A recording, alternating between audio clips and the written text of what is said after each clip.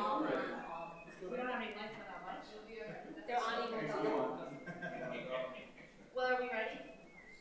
The mics will just be on all the time, everybody be aware of that. Eric, can you hear us on the mic?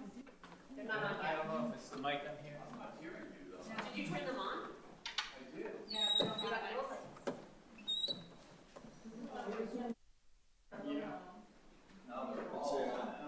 They're all on. Hello? We'll just see, I'm sitting on. I don't feel like they seem like they're on. They're gone.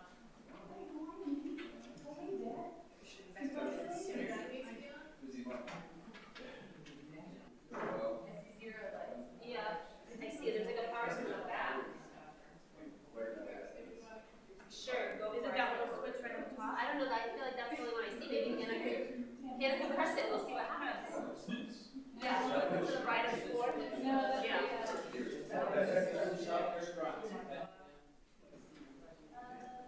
Are we on TV right now?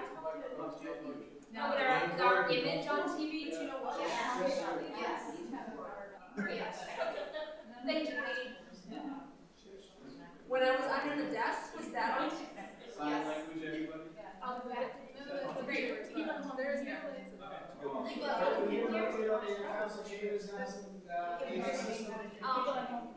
Kim, Lisa says the people at home can hear.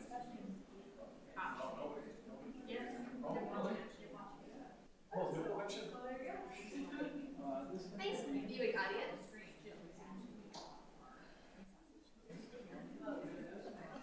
Every now and again, we like to just test things.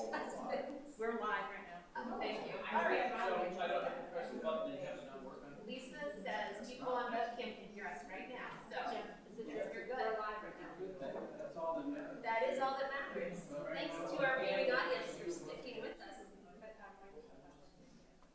It is exciting. We're live. Just give Kim a minute to get back in the booth and then we will jump in. I am ready. All right.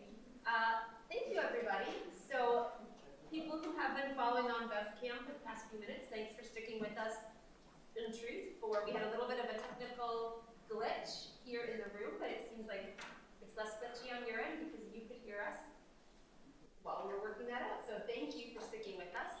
I will quickly just run through our agenda before I call the meeting officially to order so that we know what we have in front of us this evening. We have a presentation right at the beginning from Eric Barber, who will be updating us on some of the projects going on in the city. At 7:30, we'll begin our joint public hearing with the Planning Board. Some members are already here. Thank you, Planning Board members, for joining us. Then we have some other posted public hearings, 8:15, 8:20, and 8:30. If we have not concluded the joint hearing with the Planning Board by 8:15, we'll recess the 8:15 hearing so that we can go through the totality of the Planning Board hearing. Then we have some routine business to take care of. We'll take a break for some subcommittee work. We'll come back to wrap it all up. So with that, I'll officially call to order this regular meeting of the Beverly City Council, Monday, October 7th, 2024, 7:00 p.m. Ms. Kent, will you please call the roll? Bowen? Here. Crowley? Here. Feldman? Here. Hausman? Here. Rotundo? Here. Spang? Here. St. Hilaire? Here. Sweeney? Here. And Flowers. Here. Thank you, Ms. Kent. Councilor Rotundo, will you please lead us in the Pledge of Allegiance? I pledge allegiance to the flag of the United States of America and to the republic for which it stands, one nation, under God, indivisible, with liberty and justice for all. Thank you very much, Councilor Rotundo. Before we jump in with our presentation, I just wanted to take a moment to recognize that not only do we have our Assistant Commissioner of Public Services, Mr. Eric Barber, here, who will be presenting in a moment. Our City Finance Director, Brian Ailes, is also here with us this evening. Thank you, Mr. Ailes. And I want to say a special word of welcome to our new Assistant City Clerk. Ms. Kathleen DuPont is over here ready to take minutes, and it's a pleasure to welcome you into this role. Many of you may already know Ms. DuPont from her work in the clerk's office prior, and so welcome, and thanks for being here. Thank you. So I think we'll jump right in with presentations, awards, and memorials, and that's a presentation, as mentioned, from Mr. Eric Barber. Mr. Barber, thank you. Thank you very much, and glad to be here. So I'm Eric Barber, the Assistant Commissioner of Public Services. I'm going to talk about a couple of categories of our projects tonight. One is our sanitary sewer projects, and then the other is our water projects. At a later time, we'll come back to you and we will talk about our stormwater projects. This is part of our sort of update series. We've been giving you monthly updates via our asset management update tool, and this is our quarterly sort of in-person update, so I believe this is number 2. So when it comes down to the sewer projects, a large initiative for the city is what we call our II-R&D program, and that stands for the Inflow and Infiltration Research and Development Program. So the II-R&D program, this provides the city with continual monitoring, repair, and a replacement methodology that we've followed for about 10 years now.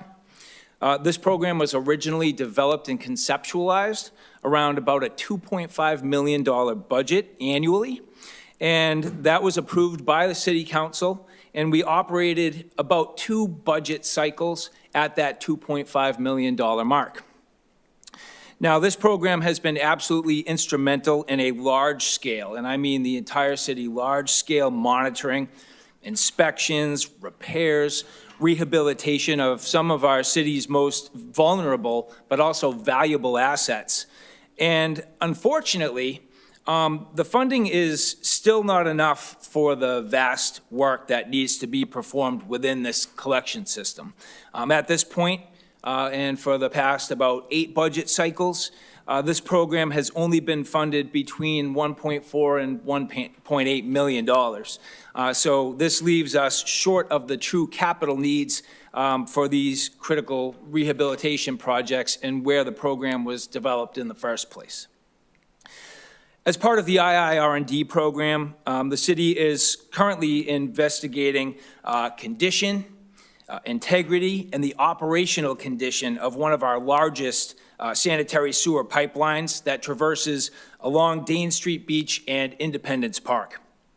It ultimately flows to Water Street, where it meets up with the South Essex Sewerage District pumping facility and ultimately to the treatment plant. This is a 42-inch pipe that was built around the 1970s, and it was made in an era where we have seen similar pipelines in other communities and even at the wastewater treatment plant itself fail. So we've begun the preliminary phases of an investigation and a condition assessment. As we gather all of this data through our II-R&D program and through these specific investigations, we're compiling all kinds of data. So we're compiling it into our EAM asset management system, which has been built for the past couple of years. And it's the same exact system that we're tracking these projects in and providing you with the updates.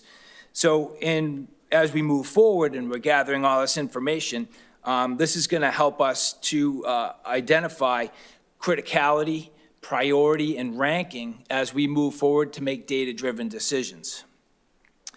In doing so, the city was recently granted an award of $150,000 from the SRF program, and that's really going to aid in our ability to take some of the data that we've received from prior engagements and prior investigations and tie all that information directly to our assets. So moving forward, we have a legacy system, not only to allow us to make these decisions today, but as we get future personnel and as we have budget cycles, this will help us really drive some of our process. So that was sanitary sewer. I'm going to talk a little bit about our water infrastructure. So the past few months, we've been really preparing for a wholesale change out of our water meters, as the current system has been in place since the early 2000s. Between the fact that meter accuracy is diminishing through time, and technology really now provides a huge array of critical analytical tools, the time is now to change our water meters. We have approximately 11,600 metered accounts in the city, and this replacement would take about 2 to 3 years to complete. We would take a calculated approach to how we would replace the meters, but we would expect to run the new and old system in parallel until the final change out occurred. This system would go from the current system where we have a van that drives around, picks up the signals as it reads the meters, and then ultimately to one that's radio and cellular based, meaning we can actually obtain real-time data for our water use and the characteristics within the system. And this data can really help us find leaks, pressure issues within the system, but equally and importantly, it can notify residents and business owners if they have a leak. So this can save our water. It has a fantastic conservation, sustainability, and resilience component. But equally and importantly, it saves our owners and our community from spending unnecessary money for water that they never used. And keep in mind the fact that for many of these people, it's not only their water charge, but it's the sewer charge too. So this does have a great benefit. We have 2 contracts that we're working on. One is for the actual purchase of the meters, and then the other is for the meter installation. We expect the total purchase and installation price tag to be somewhere between $7 and $8 million. We are currently getting ready to comply with the lead and copper rule. So we have a submission going to the Mass DEP by October 16th. In essence, we need to demonstrate to the regulatory agencies that we have removed lead services from our water distribution system. And at this time, we are under the belief that all areas and all lead services have been removed or replaced from the system. But we can't just say this. We can't just tell it in a story. We have to be able to prove it and to demonstrate it. So in order to prove this, we've been working very hard to compile a massive database of all of our water services to analyze whether or not we think there might be some lead services left. But more importantly, again, we're going to have to prove this to the DEP. So this analytics is going to be critical. And we're really, literally as of today, on the doorstep of having that work complete. So in order to achieve this, we've combined our most relevant data sources, things that you've probably heard of or have talked about in a number of different capacities. Parcel data from our assessors, utility billing data from Munis, our GIS. We've had a number of surveys that different iterations of the engineers have produced through time. Like in 1992, there was a big water service survey. In 2000, we did our water meter changeout program, another huge data source. We have our own tie cards and field records. All of this information now has been combined, and this is going to be merged into one consistent data set, which will be our master database for water services moving forward. And this becomes our report for the DEP, but also a launching point for our meter changeout program. We will now enter our meter program with a fully developed inventory of services, which will be field verified during the meter changeout program. And really, for the first time in Beverly's history, we'll have a full vision of our service and meter history all in one place. So it's a pretty big undertaking for us, and of course, we will integrate all of that into our EAM asset management tool. And then finally, just to wrap things up, following our 2019 and 2020 painting of the Brimble Avenue Water Tower, we started taking a look into painting our Folly Hill Water Tower. It's in desperate need of paint, both on the outside that you can see, but on the inside as well. This repainting is critical both for the preservation of the tank system, but also our water quality. We're looking into various funding mechanisms and different ways that we may be able to sort of flatline our costs across the life of the paint system to minimize the upfront costs of expensive rehabilitation. But again, we're still in the investigative phase. And with that, that pretty much wraps up what I wanted to deliver to you. I'll talk to you about our stormwater assets and systems. Thank you, Mr. Barber. It looks like, Mr. Ailes, you wanted to add something in before I open up to questions from the council? I did, and I know the mayor's here too, and he's going to touch on a couple other smaller projects or some large projects too. But I just wanted to add a couple quick things to Mr. Barber's points because at the end of the day, this is, a big part of this is about money, right? And how much can we afford, how much can we do? So I just want to give the context that, you know, all of the projects Mr. Barber talked about are necessary, critical, and over the next 2 years, we anticipate stepping up the rates within both the sewer and the water funds to help pay for some of these critical infrastructure repairs and rehabilitation. The biggest one that he mentioned that we're aware of is the water meter replacement one. Mr. Barber said 7 to 8 million. We're still waiting on the second component of that to get a true figure on that. And we feel we'll be coming to the council in probably the beginning of the calendar year to seek a loan order, a loan authorization to fund that project fully. And the project will take time. It'll take 2 to 3 years, right, to fully roll out. So we'll be layering in debt as we go. But the total cost of that project alone is going to increase the rates by over 60 cents per billable unit. And so we'll, like I said, step those in over time so that we don't feel a huge spike, but it is something that we all need to be prepared for. The other thing I did want to just touch on, you mentioned, Mr. Barber, the meter accuracy gets diminished. And I just want to explain to most homeowners out there, 90% of the inaccuracies that we see are under readings. So what's happening is the meters start slowing down, they're not registering as well, and we're unable to bill for units that may have flowed through the system. So it's actually meaning we're taking in less revenue to support the cost of these infrastructure projects. So it's critical that we get these new meters out there and accurately reading these systems. And I'll turn it over to the mayor for other things here. Thank you, Mr. Ailes. Thank you, Mr. Mayor. And while you're coming up to the podium, I'll just add a word of thanks. Kim from BevCam seems to have gotten us back up and fully running, so thank you, Kim, for being down here checking the wires. And so, councilors, your mics are working as usual again. So you're back. You're back. Hey, Mr. everybody. Mayor. Good to see everyone. I'll try to tick off a few of our projects and give some updates. On the 115 kV project, the electric transmission line, gosh, some of you know it well and are part of regular meetings. The overall project is meant to be done by February of next year, so this coming winter, meaning the line, their goal is to energize the line February 25. That doesn't mean that they're done in Beverly. They need to remove the old 55-year-old line, which runs mostly up the rail bed, but significantly it runs along River Street and McPherson Drive before getting there.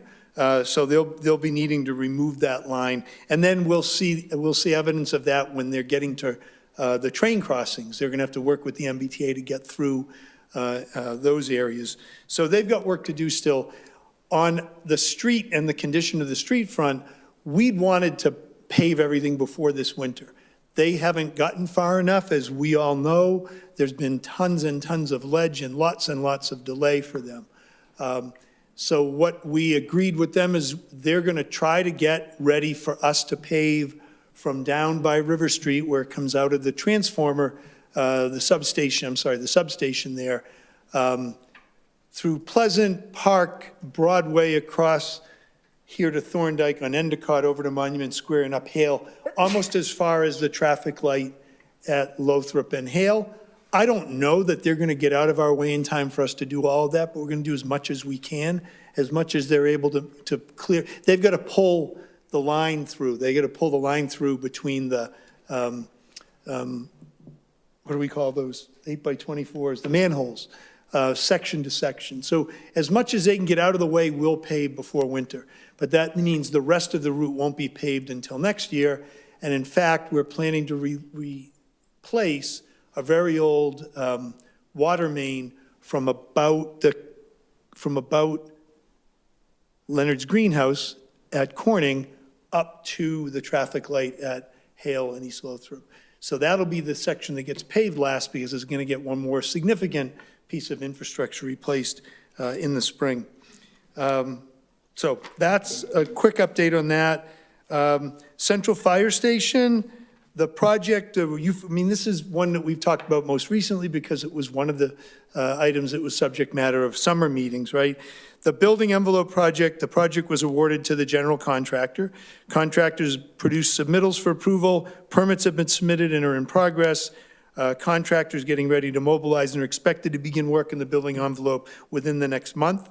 The electrical mechanical upgrades, essentially HVAC plus the associated electrical, are at 90% design. There's a meeting tomorrow with the city and the consultants, and that'll, after those comments, after we make comments on what they present tomorrow, they'll move to 100% and try to get that ready to go. Bridge Street. So Bridge Street has been a major upset for Ryleside residents and Ryleside businesses this year. In 3 phases, our contractor, Newport, has gone deep under the road. It's a full-depth reconstruction project. The first 2 sections have gotten their first 2 coats of pavement. With big reconstructions, when you go all the way deep on main roads, you end up with 3 different coats of pavement. They've done the first 2 coats on most of the route. The 3rd stretch of that, they plan to pave this coming Saturday and the following Monday. Saturday and then a holiday Monday. And as long as the weather cooperates, they'll be able to get those 2 coats of pavement down. And that is going to make the experience for everybody who lives and moves around in Ryleside, light years better for the duration of the project.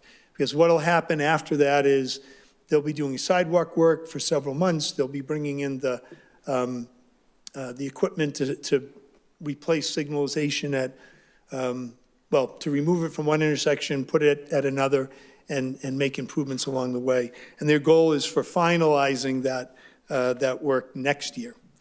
The youth center.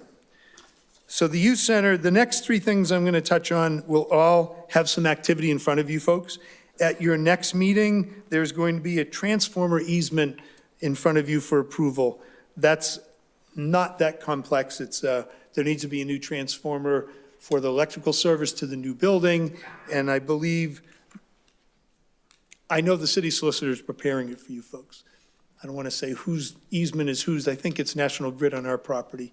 I'm not remembering, but it'll be in front of you at the next meeting. What I can tell you is the building and demo permit are underway. The power for the existing building is supposed to have been disconnected today or in the next couple days. Pest control was installed on September 24th in preparation for demoing the building. The YMCA is going to move their equipment and furniture out tomorrow. The ground, let's see. We put a bid out for temporary space for our youth center, and that is meant to be open in about a week and a half. You check the date on that. And so we're hoping that we'll be able to activate the youth center, reactivate the youth center by later this month. There'll be a couple of weeks where the kids are going to not have that space. And I know that the Y has been working on and trying to make some accommodation for not losing touch with the kids. What will happen over the next couple of months between now and the end of the calendar year? Erosion and pollution control measures are being installed. Abatement of the asbestos in the existing building. Before you can tear it down, you got to get the asbestos out. Pulverizing of the asphalt pavement, the current parking lot. Removing the trees, whatever trees need to come down, there's a plan there. And then building demo. Once that's all done, steel pile installation for the new building, which will be going down to bedrock to support the building. The plan is that it should be done towards the end of November, and then foundations, concrete, and rebar for the next couple months after that to be completed in January. The project is meant to be about a full year construction, so the goal and the hope is to open it next fall.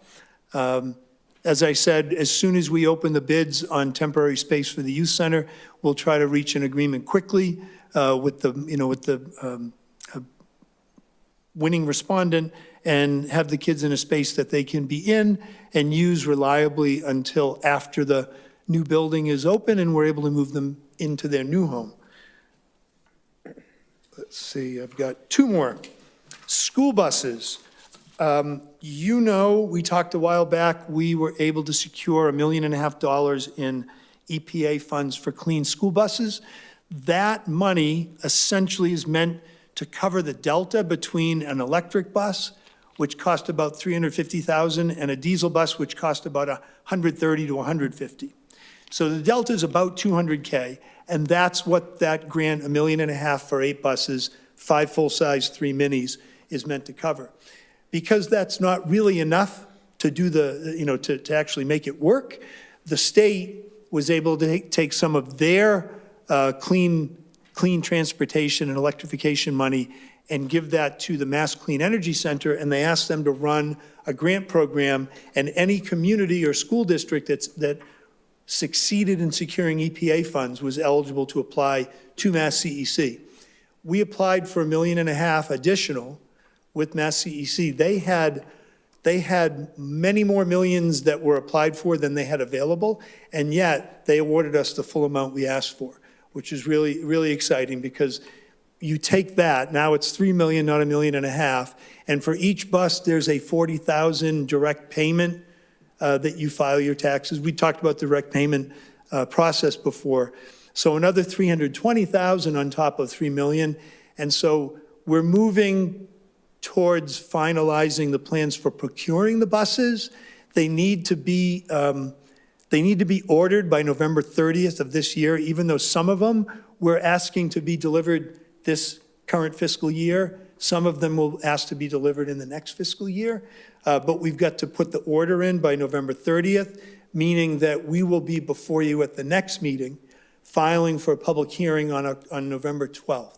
We'll get you as much information as we can get you when we file at the next meeting. Happy to have conversations to, further everyone's understanding of that. And then we're asking to be a public hearing on November 12th, and ideally action taken at that meeting after the public hearing. Last thing for tonight is the City Hall project. We plan to bring that to you at the next meeting as well for a November 12th public hearing. The City Hall project, we have targeted all along for it to be in kind of an all-in cost of $25 to $26 million. We believe we're going to be submitting to you at the next meeting for the total construction and soft costs to come in right around 25. And then we've got some additional costs that need to cover our own needs as city government during the construction. So I think we're coming in at, remind me? So it's 25.9? 24.5 plus an extra million.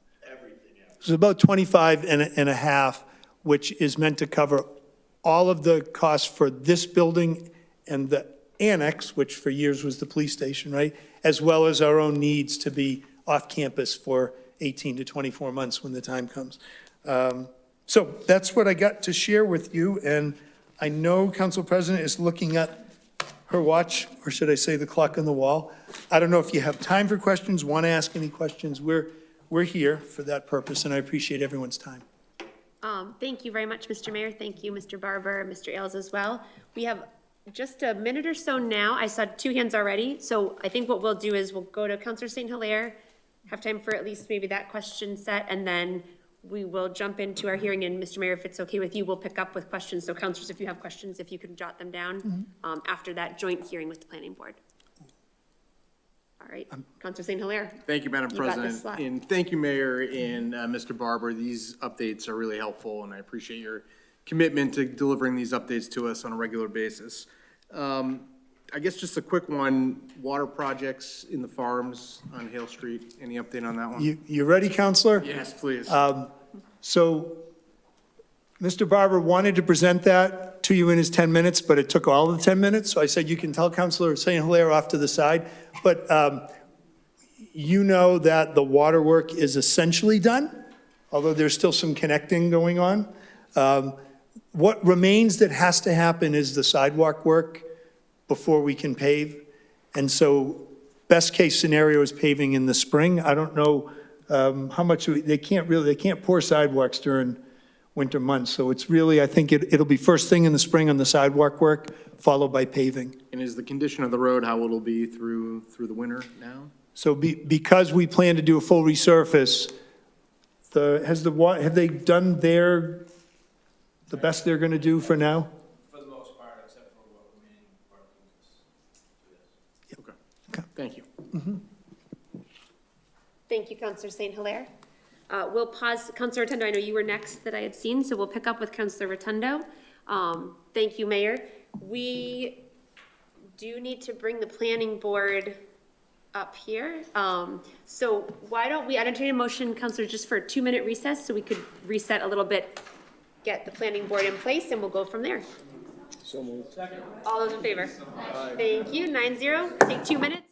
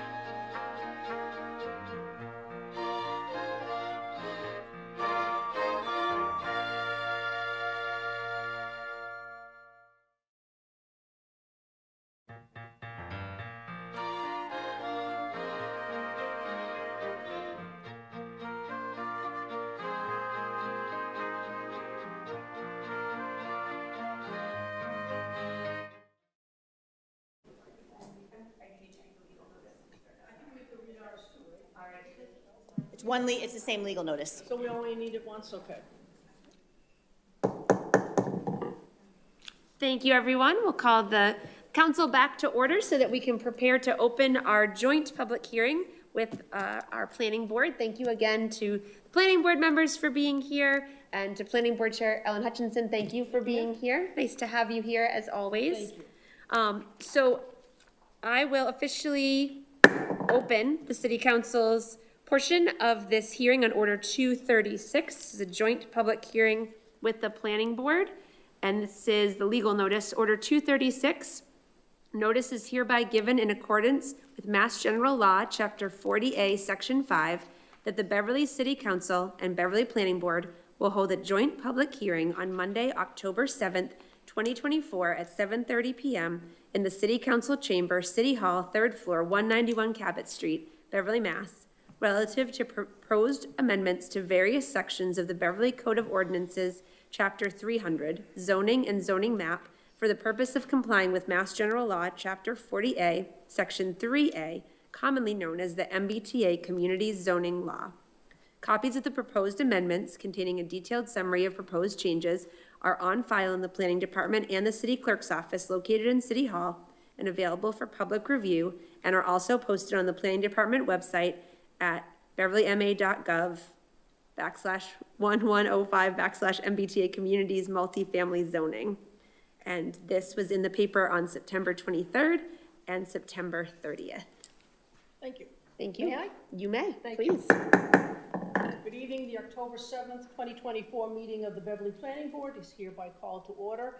I would welcome a motion to recess into public hearing, please. So moved. I have a motion by Mr. Beckwith. Is there a second? Seconded by Mr. Miller. All in favor? All opposed? Motion carries.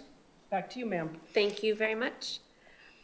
So I think what we will do to begin is, actually, I'm remiss in mentioning that if there are members of the public who are on their way here or following along, you can sign up to speak in this public hearing. The sign-up sheets are over by the window, by the door to the council chamber, and people can sign up at any time while we're in the midst of the hearing. With that, I know we have our planning director, Darlene Nguyen, and our assistant planning director, Ken Clausen, here with us. Thank you both, and I'll turn it over to you to get things started. Yes, I just wanted to thank you all for hearing us and for taking this up this fall, both the planning board and the city council.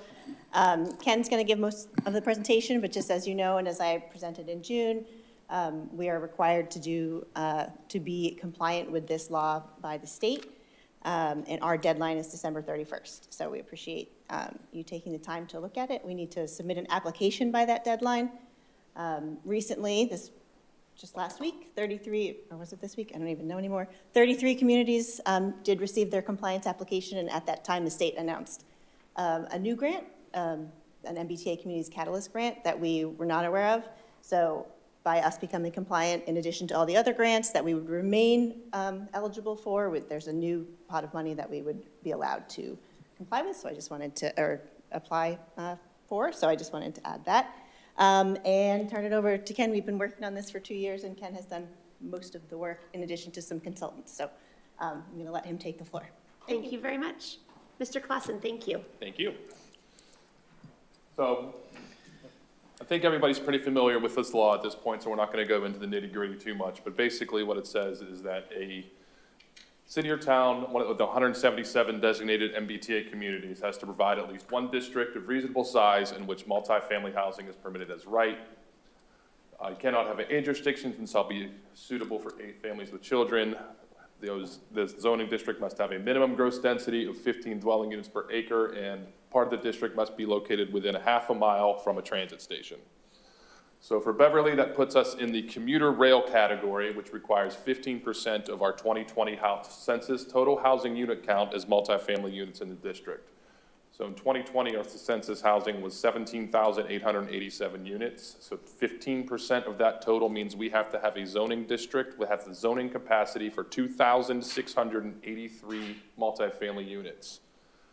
There's a method to reduce that by 25% called a mandatory mixed-use area, which we're going to talk about in a little bit, but that takes our number down to 2,103 units.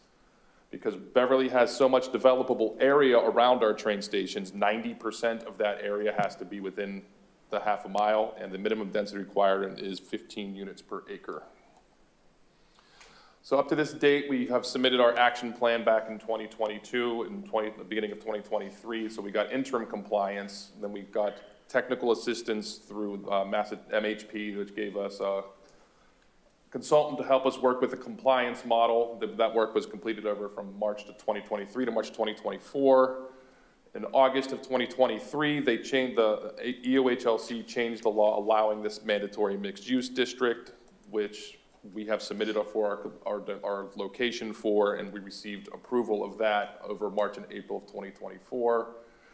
Because our inclusionary housing is more affordable than what the state minimum requirement is, we have a 60% of AMI, the minimum is 80%. We had to do an economic feasibility analysis to make sure that our zoning, that affordable housing does not stop development, and we have received that and everything's okay with that.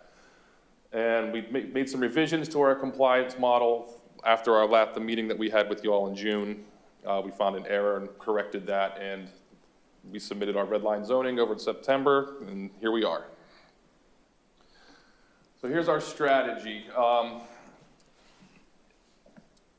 In the downtown area, the RHD and the RMD zoning already allows multifamily housing by right.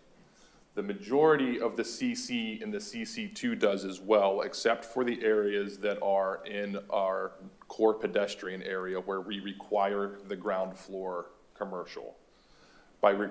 since we require ground floor in commercial, that state does not consider that multifamily by right. So that's part of the reason why this MMU became so useful for us. So we're using the downtown area, we're using the RMD, the RHD, the CC, and the CC2. And in this area, we get a unit capacity. Remember, this is just a zoning law. There is no mandate to build. We only have to put the zoning in place that could say, the zoning allows for a capacity of 2,163 units in this area, which exceeds the 15 units per acre requirements. We exceed the 50-acre requirement, and our area is almost entirely within a half mile of the Beverly Depot train station. There are some caveats to creating the MMU. Well, while we get to reduce our capacity by 25%, one of the biggest requirements of that area is that you cannot allow commercial parking if you're using an MMU. So our MMU basically follows our depot parking overlay district from Bow Street south to Edwards. We can still require ground floor commercial in this area, and we get to then offset that 2,683 zoning capacity number down to 2,103. But again, the biggest caveat is we cannot require parking for the commercial uses. Now, this is going to be a little bit difficult to read because of the, we can zoom in on a little bit. In this area, it's almost entirely developed with some of our larger projects over the past year. We have the Depot 2, we have flats at 131, we have the Holmes building, and some of the older apartment buildings that are already in place. In this area, all of the commercial parking has been accounted for. The vast majority of it is on-street. The on-street parking in front of a parcel you can count towards the commercial parking. If you're within 500 feet of the MBTA garage, you can count your commercial parking in there. A few of these have some of their commercial parking accounted for on site. There's only been a reduction in commercial parking in this area done by a special permit, that only reduced it by 2 spaces. So this area is almost entirely developed and the commercial parking has been accounted for. So the reduction, so not allowing the commercial parking in this area isn't going to have any kind of effect on the parking that's already down there.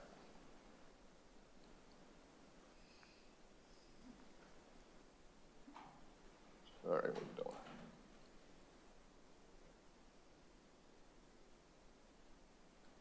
Why want to move? There we go. If the elimination of the commercial parking requirements in the MMU does not pass, that 2,103 number that we were talking, that we get because we use the MMU goes back up to 2,683. Our compliance model has us at our capacity in this iteration at 2,163. So we're just above the 2,103 number. So if we were to not pass the commercial parking, we would have to make some additional dimensional changes in the RHD and the RMD to increase the allowable density, such as decreasing minimum lot sizes, increasing the proposed unit cap per lot, decreasing the parking requirement for residential uses, or increase the allowable height, which was just recently reduced.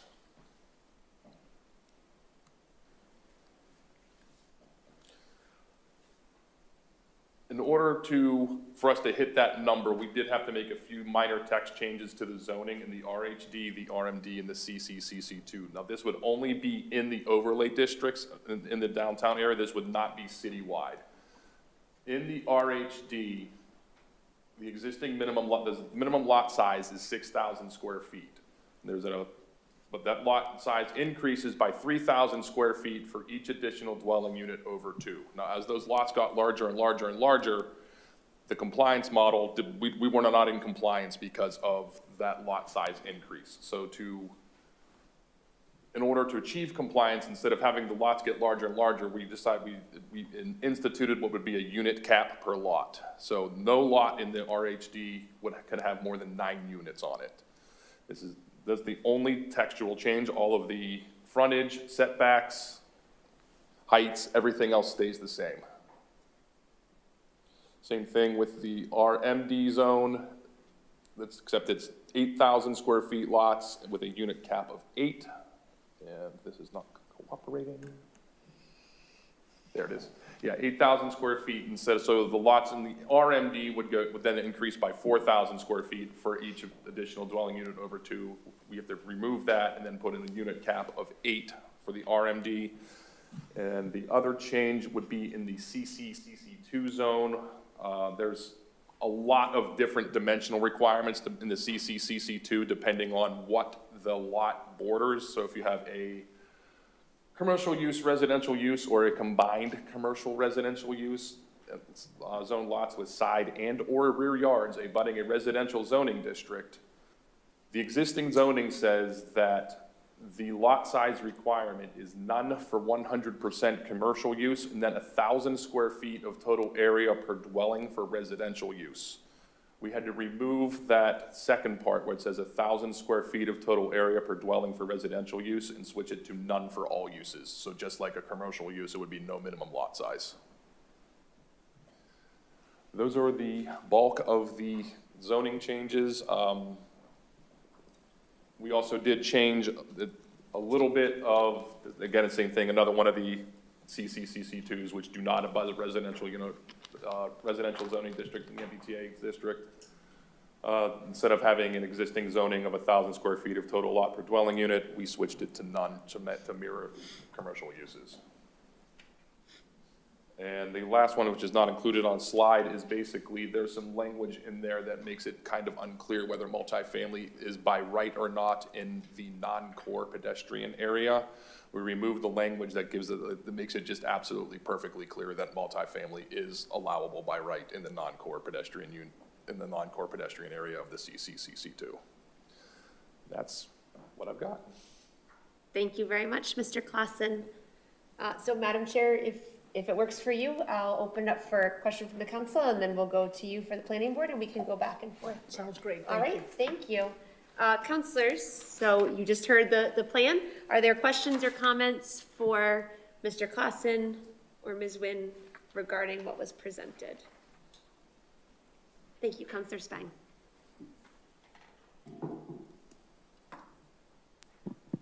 Thank you.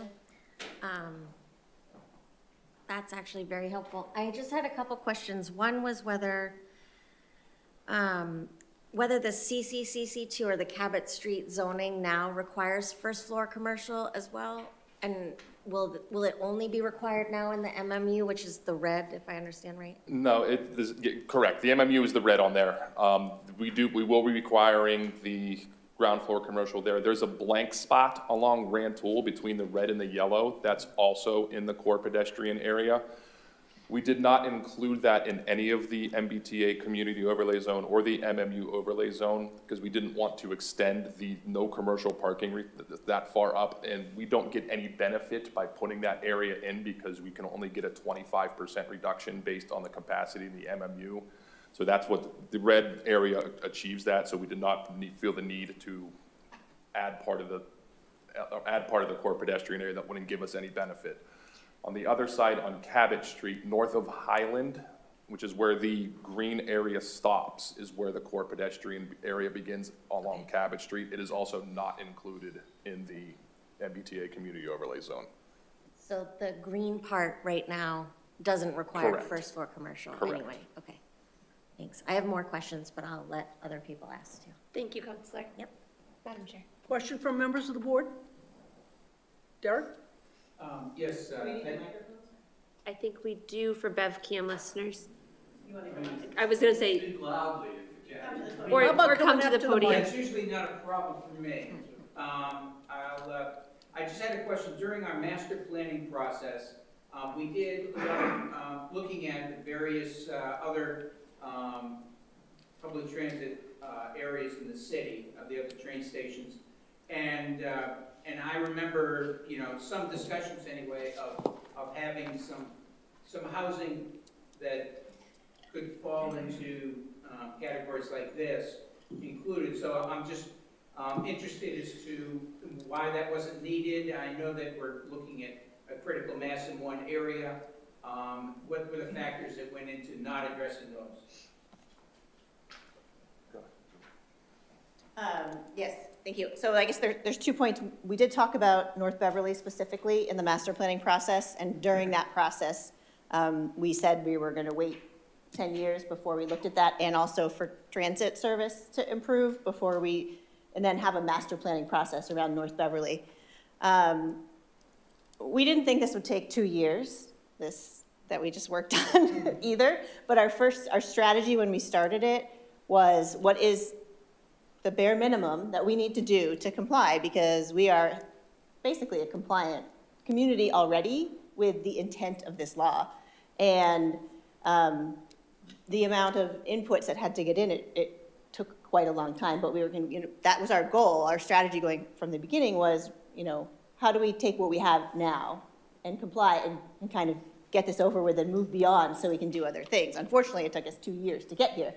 But we're still kind of operating on that strategy, and it doesn't preclude anything else from going forth in the future, but that's kind of where we are today. Thank you. Thank you. Councillor St. Hilaire and Councillor Spang, we won't lose track of you if some of your questions don't get asked. Yeah, I just want to thank Mr. Clausen and Ms. Nguyen. I think this approach makes a lot of sense for Beverly. I think we've talked a lot about how much development we've had over the last 10 years, and sort of meeting the compliance at the minimum, I think was the right approach for us. And I'm just curious, next steps are sort of us voting this in, is that right? Yeah, so the zoning would get passed. We'd submit it to the state along with our compliance model and GIS data files for compliance, and the state reviews it, and hopefully everything is correct. Okay, thank you. Thank you, Councillor. Planning Board? Wayne? Yeah, just a comment that this supports transit-oriented development, and transit-oriented development supports the goals of our master plan and our climate action plan. Period. Thank you. Councillors. Councillor Bowen. There we go. Thank you. I just wanted to add my thanks and echo the idea that our zoning already is in line with the spirit of the MBTA Communities Act. And I think our passage of the technical details that allow us to comply on paper as well are good for encouraging our neighbors to follow that process also, which is something that will help the region as a whole. The question that I had was, if through this process and through sort of seeing how things are developing at the state level, there are any lessons or ideas that will go into potential design standards, which I know have been also sort of in the background, in the works, and knowing, the more overlays we add on with different types of dimensional requirements, the more complicated that gets, and part of that project is ideally to simplify and standardize. So just wondering if that, if any of this makes that more difficult or easier in the long run. Thank you, Councillor. So our original intent was to kind of package this with the design standards, but as we started doing it, became a 3-page overlay, became an 18-page overlay. So in order just to get the MBTA portion done, because there is a hard deadline of by the end of the year, we simplified it down just to do the MBTA communities portion at this point. We have run the models with the design standards dimensional changes. It all works. So yes, we will be coming back after this is done with design standards and zoning changes for that do comply with the MBTA communities law. Thank you, Mr. Clausen. Planning Board, questions? Sarah? I guess, so Councillor St. Hilaire had asked about next steps. So one other next step, I assume, is you're looking for a recommendation, based on my remembrance of past zoning, you're looking for a recommendation from us to the council. I noticed in your comments, you had said sort of an if-then, you had an if-then statement about like, if this wasn't, then you need to. So are you looking for ideally a recommendation from the planning board that we accept it as is? Are you looking for a more complex recommendation? Yeah. Recommendation as is. Yep. Other questions from the council? Councillor Houseman. Yeah, I just want to second the comments that have already been made by both Mr. Miller and my colleagues on the council. And just to clarify my understanding, the only section of Cabot Street that is affected by any of this is simply the area in green and none of the rest of Cabot Street. Is that correct? That's correct. All right, thank you. Thank you, Counselor. Planning Board, further questions?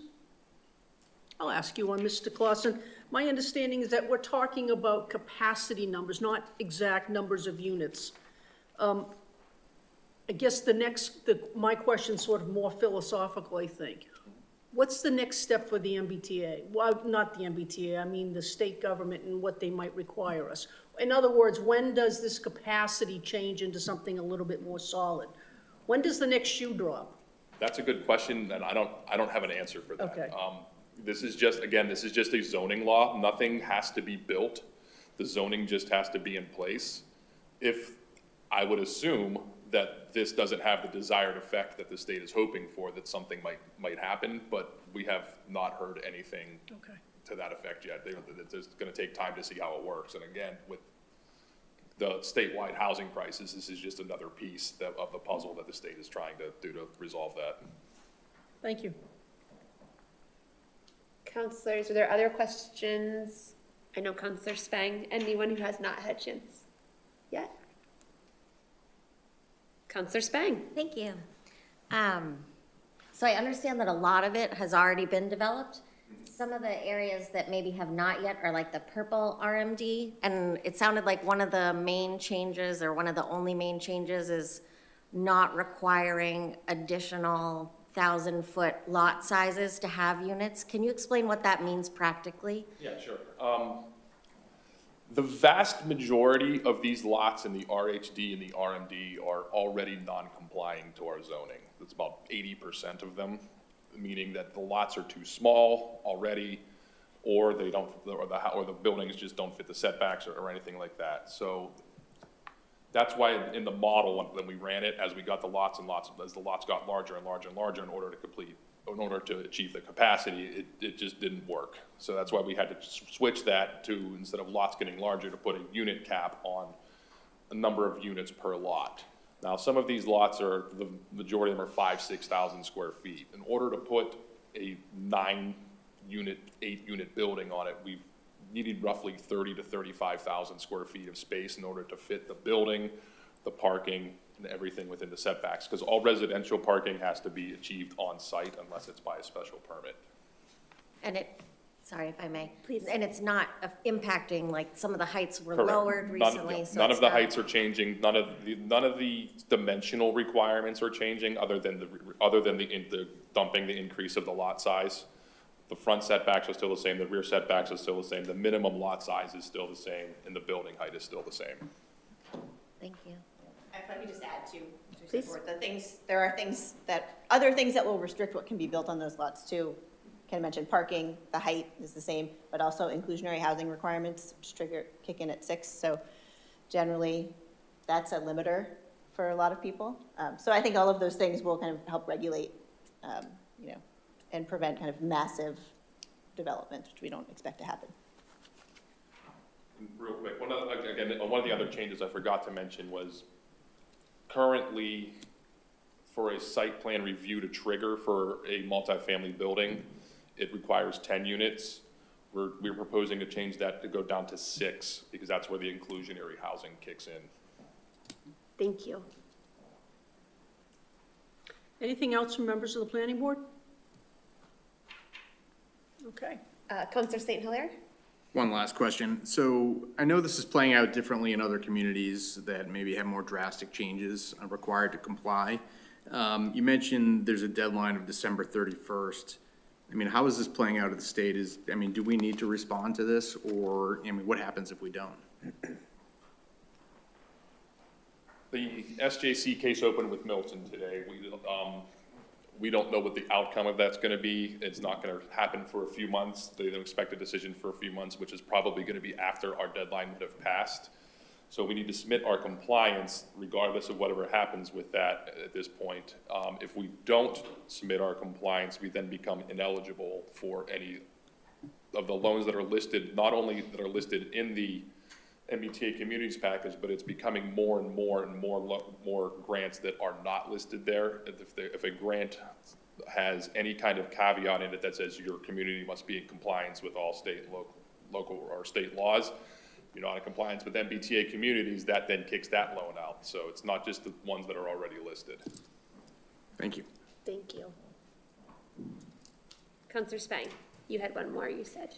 Yep, sorry. No, don't apologize, please. The last one is that, in the red, I see Odell Park is one of the parcels that was named. Does that mean that Odell Park is open for season, or? Absolutely not. There are parcels that are included in this, the state, we get the information from the state GIS that goes into the compliance model. There is land in there that is excluded land from this. Odell Park's one of it, the post office is it, Bartlett Gardens is it. So any public or private institutional land like that is not open for season for development. Thank you, Counselor. Yep. Counselor Husband. Yeah, I'd just like to follow up on that question. The Beverly Depot parcel, if you would explain what, if any, impact this would have on that? It's not in the zone, because the Beverly Depot parcel at this point is zoned IG. And this is only, we're not changing any zoning, we're not proposing any zoning map changes that would change a parcel from residential or commercial or vice versa or anything like that. So since the Beverly Depot is in the IG district, it is not in the MBTA community zone. Okay, thank you. Thank you, Counselor. Madam Chair? Anything else, board members? I think we're good. Members of the council, any last questions or comments? I don't believe I see any members of the public here to speak in this public hearing, but I would. No, that's not. But thank you, Ms. They're here to talk about National Grid hearings. Was seeing none, Madam Chair, I'll turn it over to you. I understand the planning board will be continuing your portion of the hearing. I would welcome a motion to, we're meeting tomorrow night, our regularly scheduled meeting, so I would welcome a motion to continue our public hearing until tomorrow night. Ms. Flannery? I'll move, Madam Chair. Thank you. Seconded by Mr. Beckwith. Discussion? All in favor? All opposed? Motion passes. Thank you. Thank you very much. Appreciate it so much. Thank you very much, Madam Chair. Members of the City Council, I'm going to close our portion of the public hearing. We'll refer that to the Subcommittee on Legal Affairs so that we can await a recommendation from the Planning Board, and at that point, we'll be able to determine our next steps. Thank you very much again to Ms. Nguyen, Mr. Clausen, for your time and for your presentation. Thank you, members of the Planning Board, and Madam Chair, Ellen Hutchinson, thank you for being here with us. It's always a pleasure to have you here and to be able to think through some important work together, so thank you.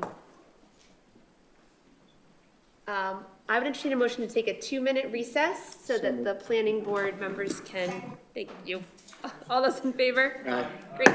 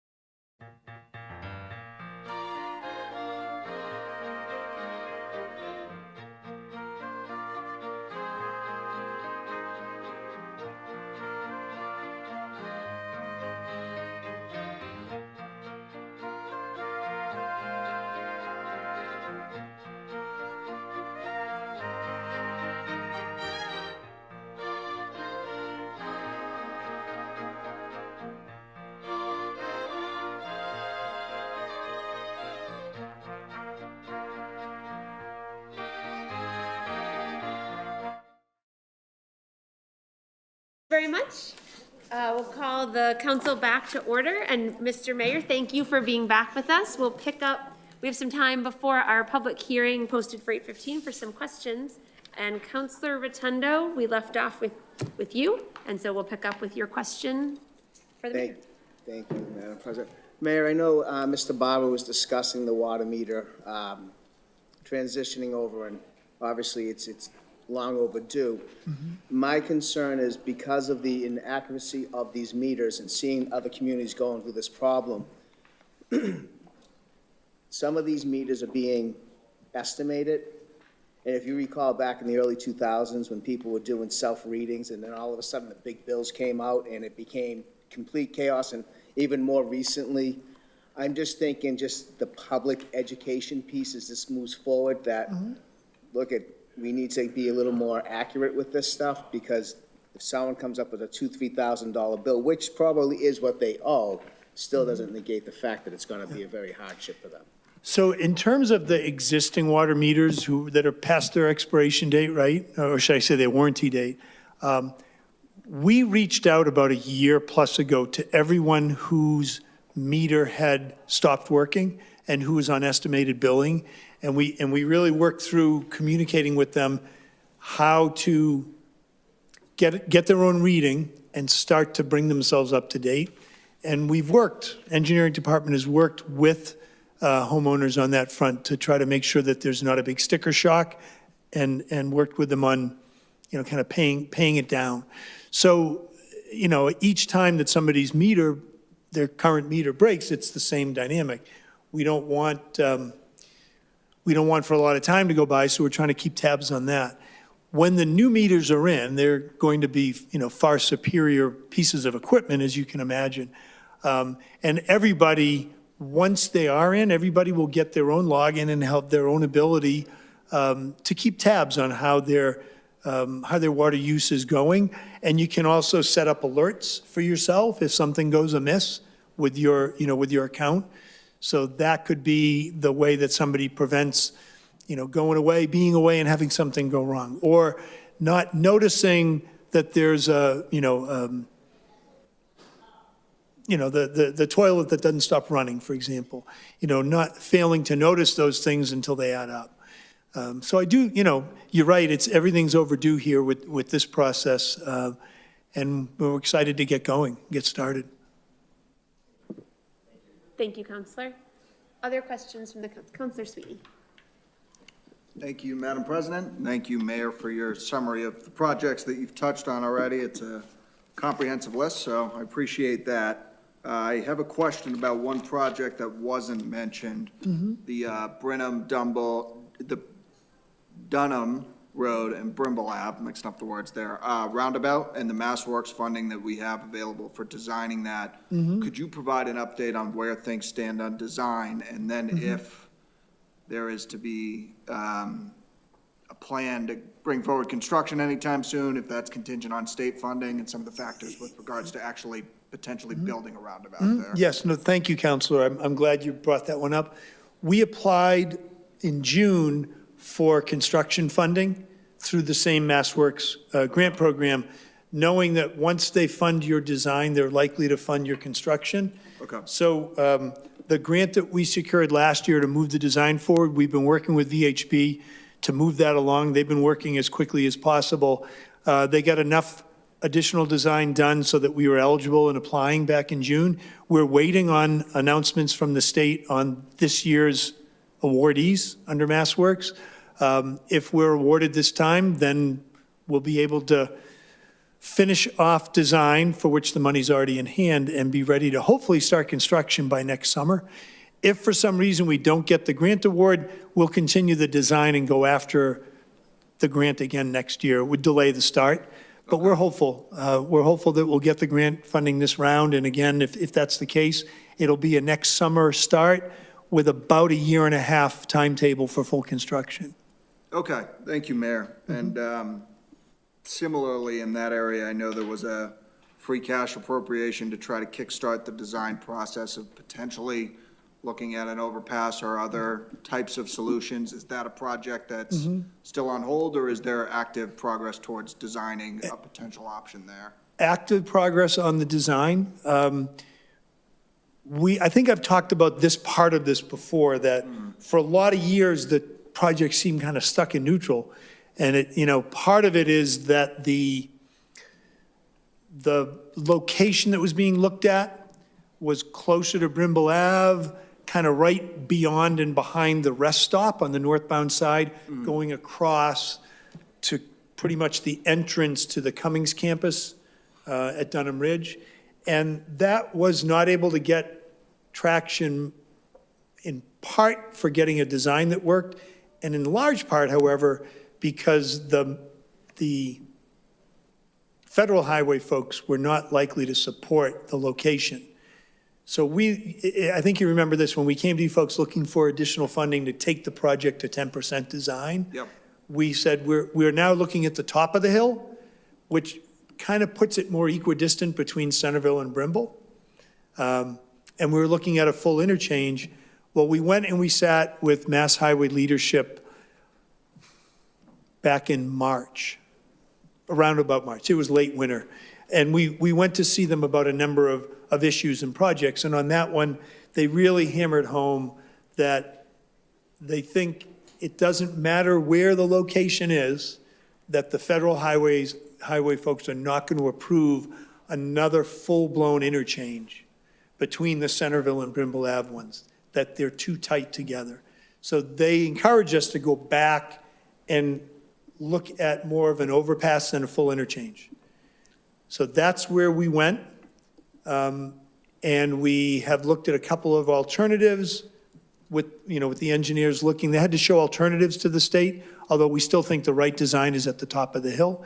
And we met with the highway administrator at MassDOT and the chief engineer, and have talked with folks in the governor's office, and it seems that location and an overpass rather than a full interchange is something that MassDOT is giving more signal that they will get behind and support us in. And so we met very recently with them about how to get it onto the tip. Because a project that gets on the tip is the Transportation Improvement Plan. I know you know this, but just for people watching, the larger projects really need to go through the tip process. Just like the Bridge Street project is a tip project, the 3 intersections was a tip. The Route 1A project from, 10 years ago, the whole length of Rantoul and then Cabot as far as Dairy Queen and the train crossing, those are all tip projects. Getting this one on the tip is the real pathway to making it happen. And we've known that for some time, but now MassDOT is saying, let us help you get it ready to go on the tip. So I'm more encouraged now than we have been in quite some time. Getting it on the tip in the next year or so, I think will allow us to, given that we know if you move the project design forward and you stay in touch with state, with state officials, highway officials on that, it's about being ready, having design done, moving things closer to being shovel-ready, that get projects to go up the list when other communities' projects aren't ready. So I think we're in a more positive place with that than we have been in years and years. Okay, thank you for that summary, Mayor. I appreciate that, and to make sure that I'm following you, it sounds like the plan is to continue moving toward that 10% design, kind of first step in what would be a much longer design and potential build process, in accordance with some of the feedback we've been getting from the Mass DOT officials, with the hope that it's going to be eligible or a favorable project in terms of the pecking order of projects on the tip, and that we would have some more concrete feedback to that effect within a year or so?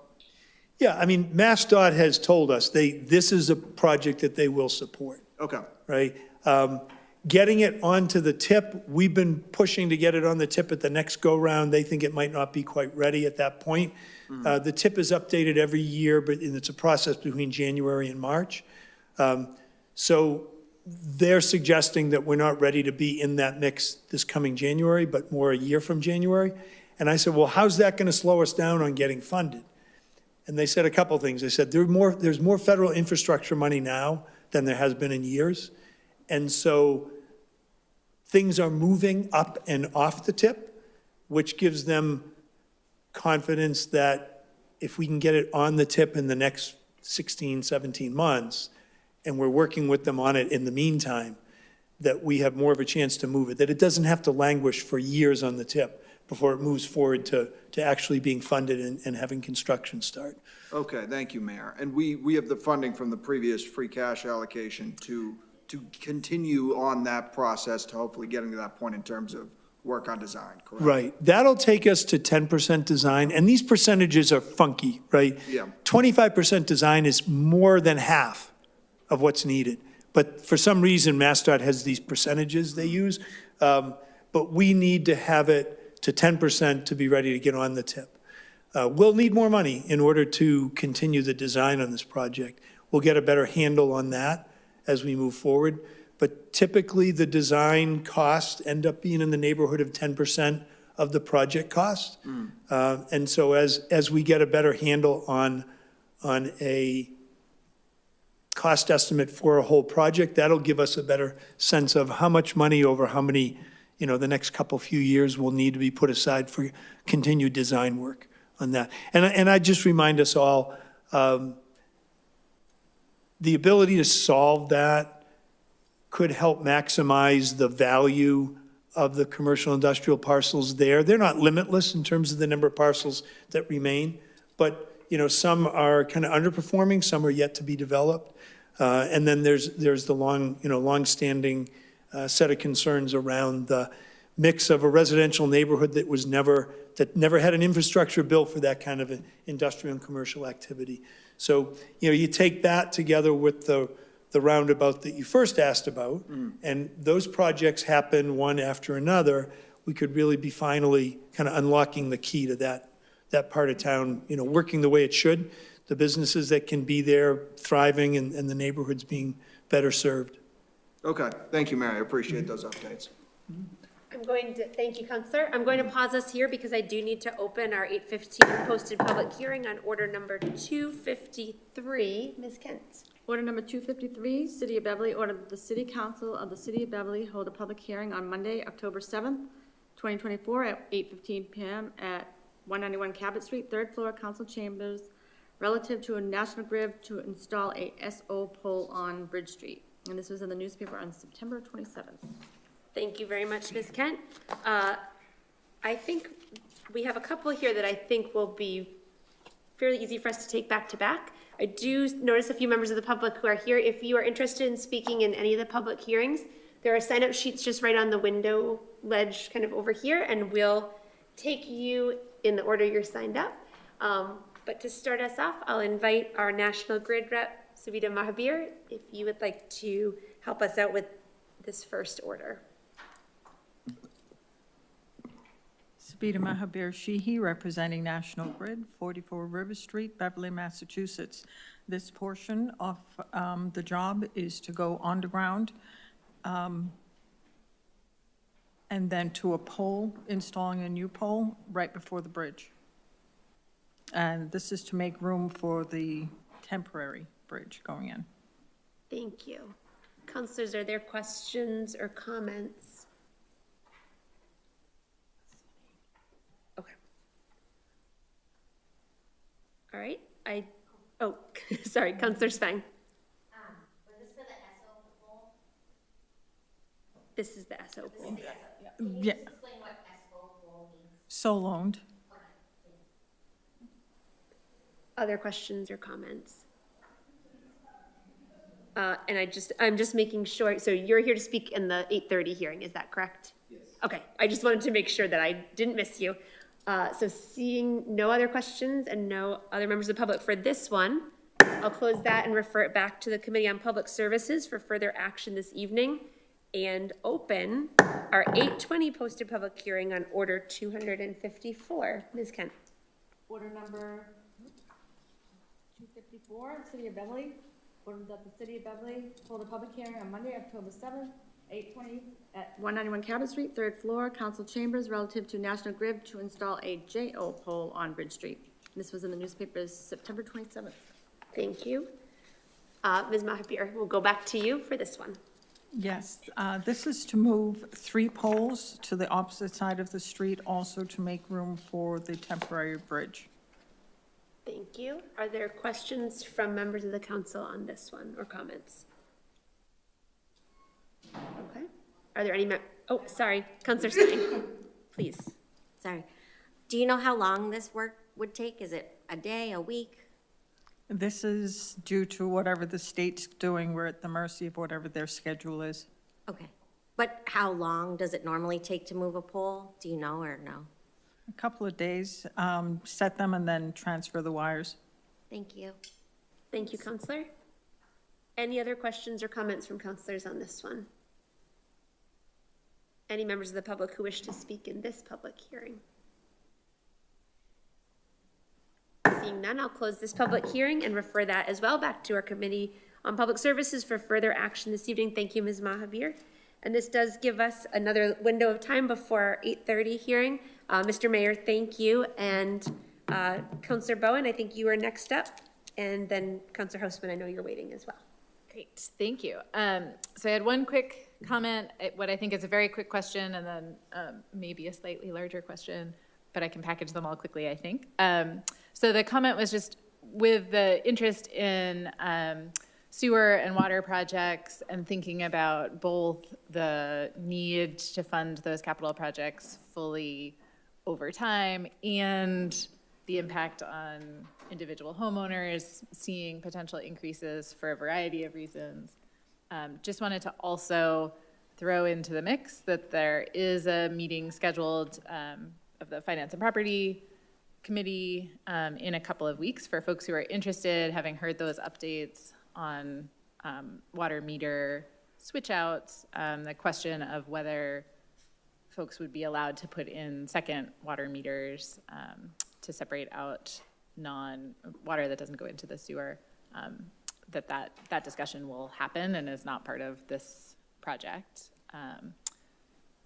Quick question was just whether the high school stands and lights project funding made it through the ESSER deadline.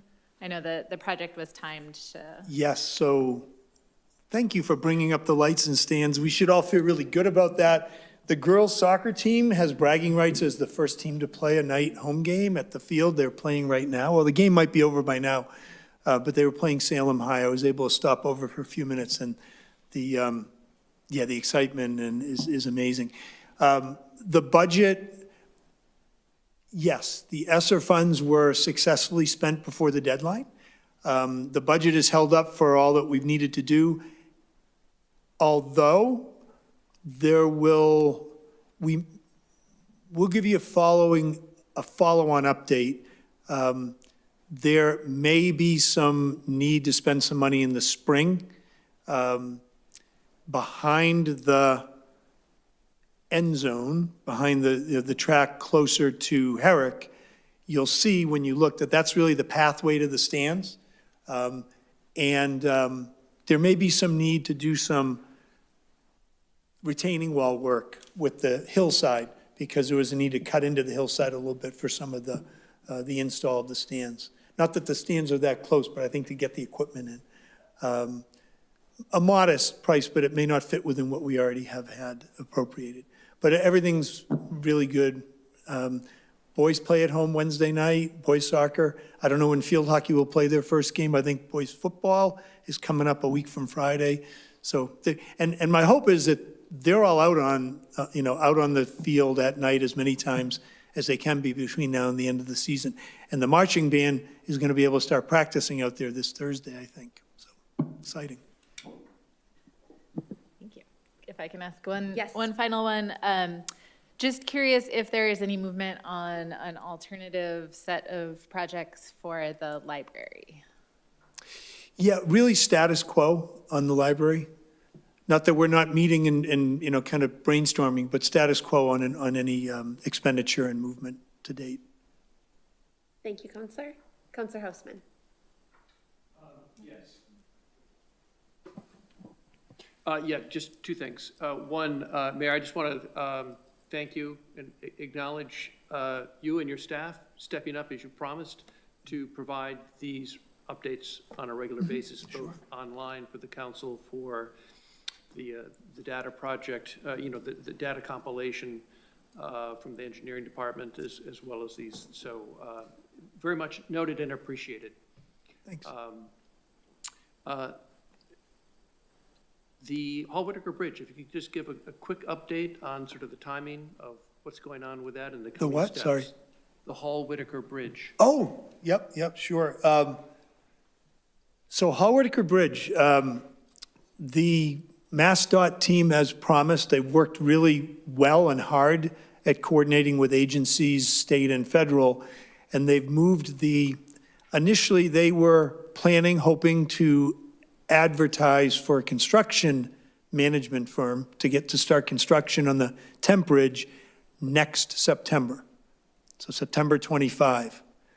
They now are on track to go out to bid by the end of February, beginning of March 25.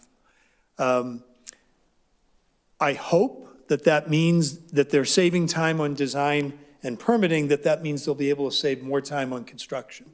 That remains to be seen, but we do have a commitment from the State Division of Marine Fisheries to put no time of year restrictions on construction for any of the 3 bridges, the temp or the 2 permanents. Now, easier to get from the state because the state's our direct partner. We need the same kind of determination by the federal agencies, and we're working on that with the state.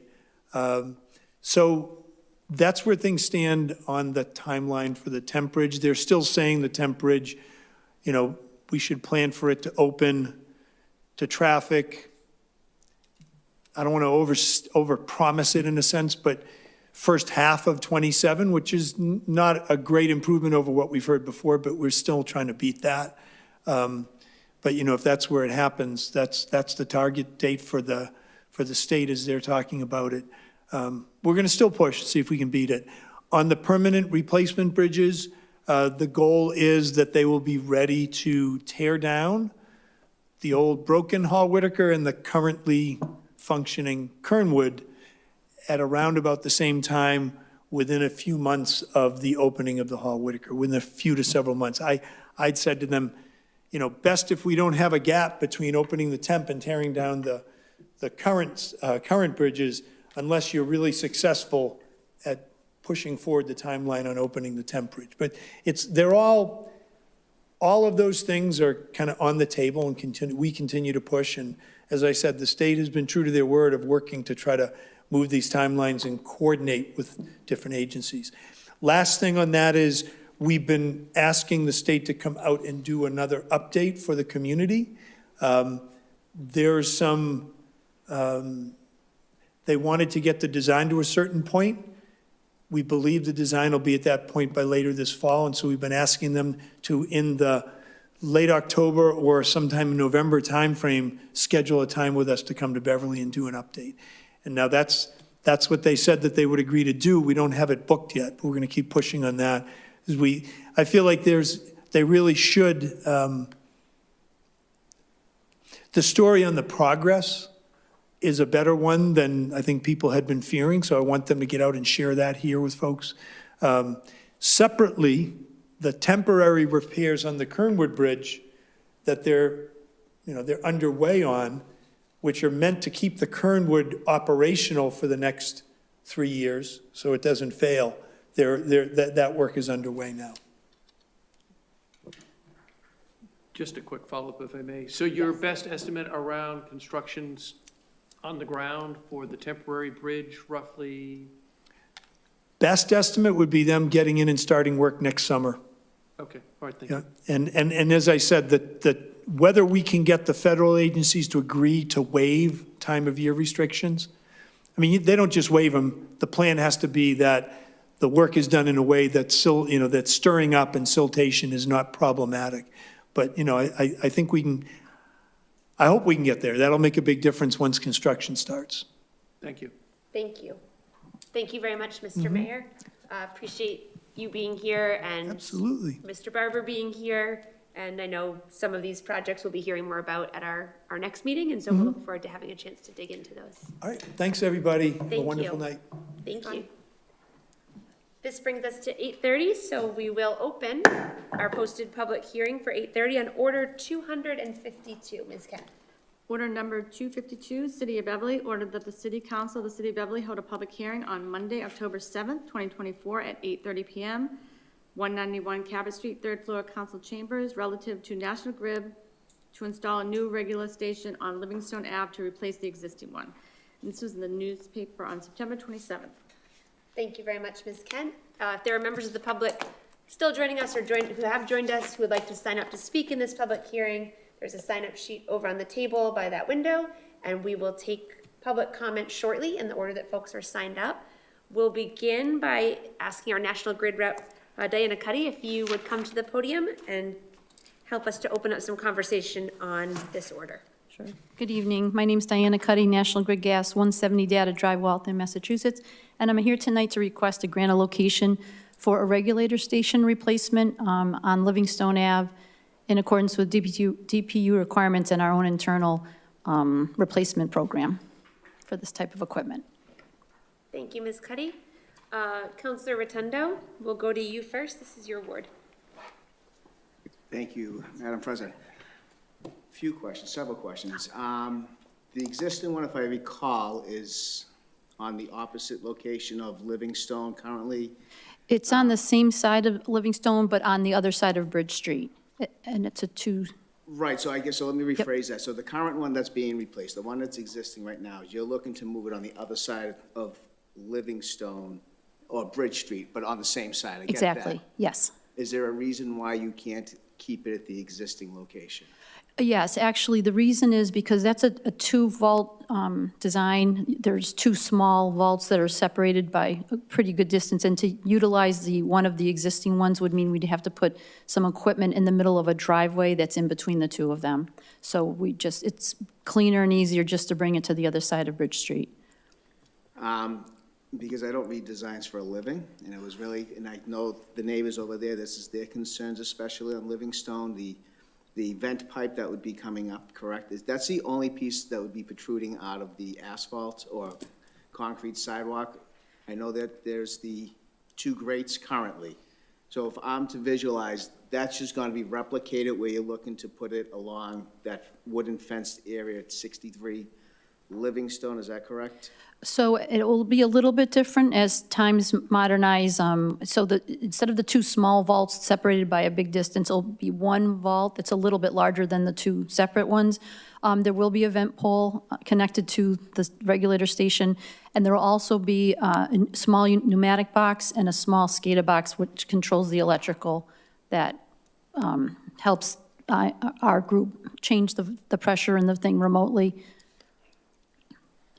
So then I guess there'll be additional equipment on the sidewalk then than what's existing now, correct? Yes.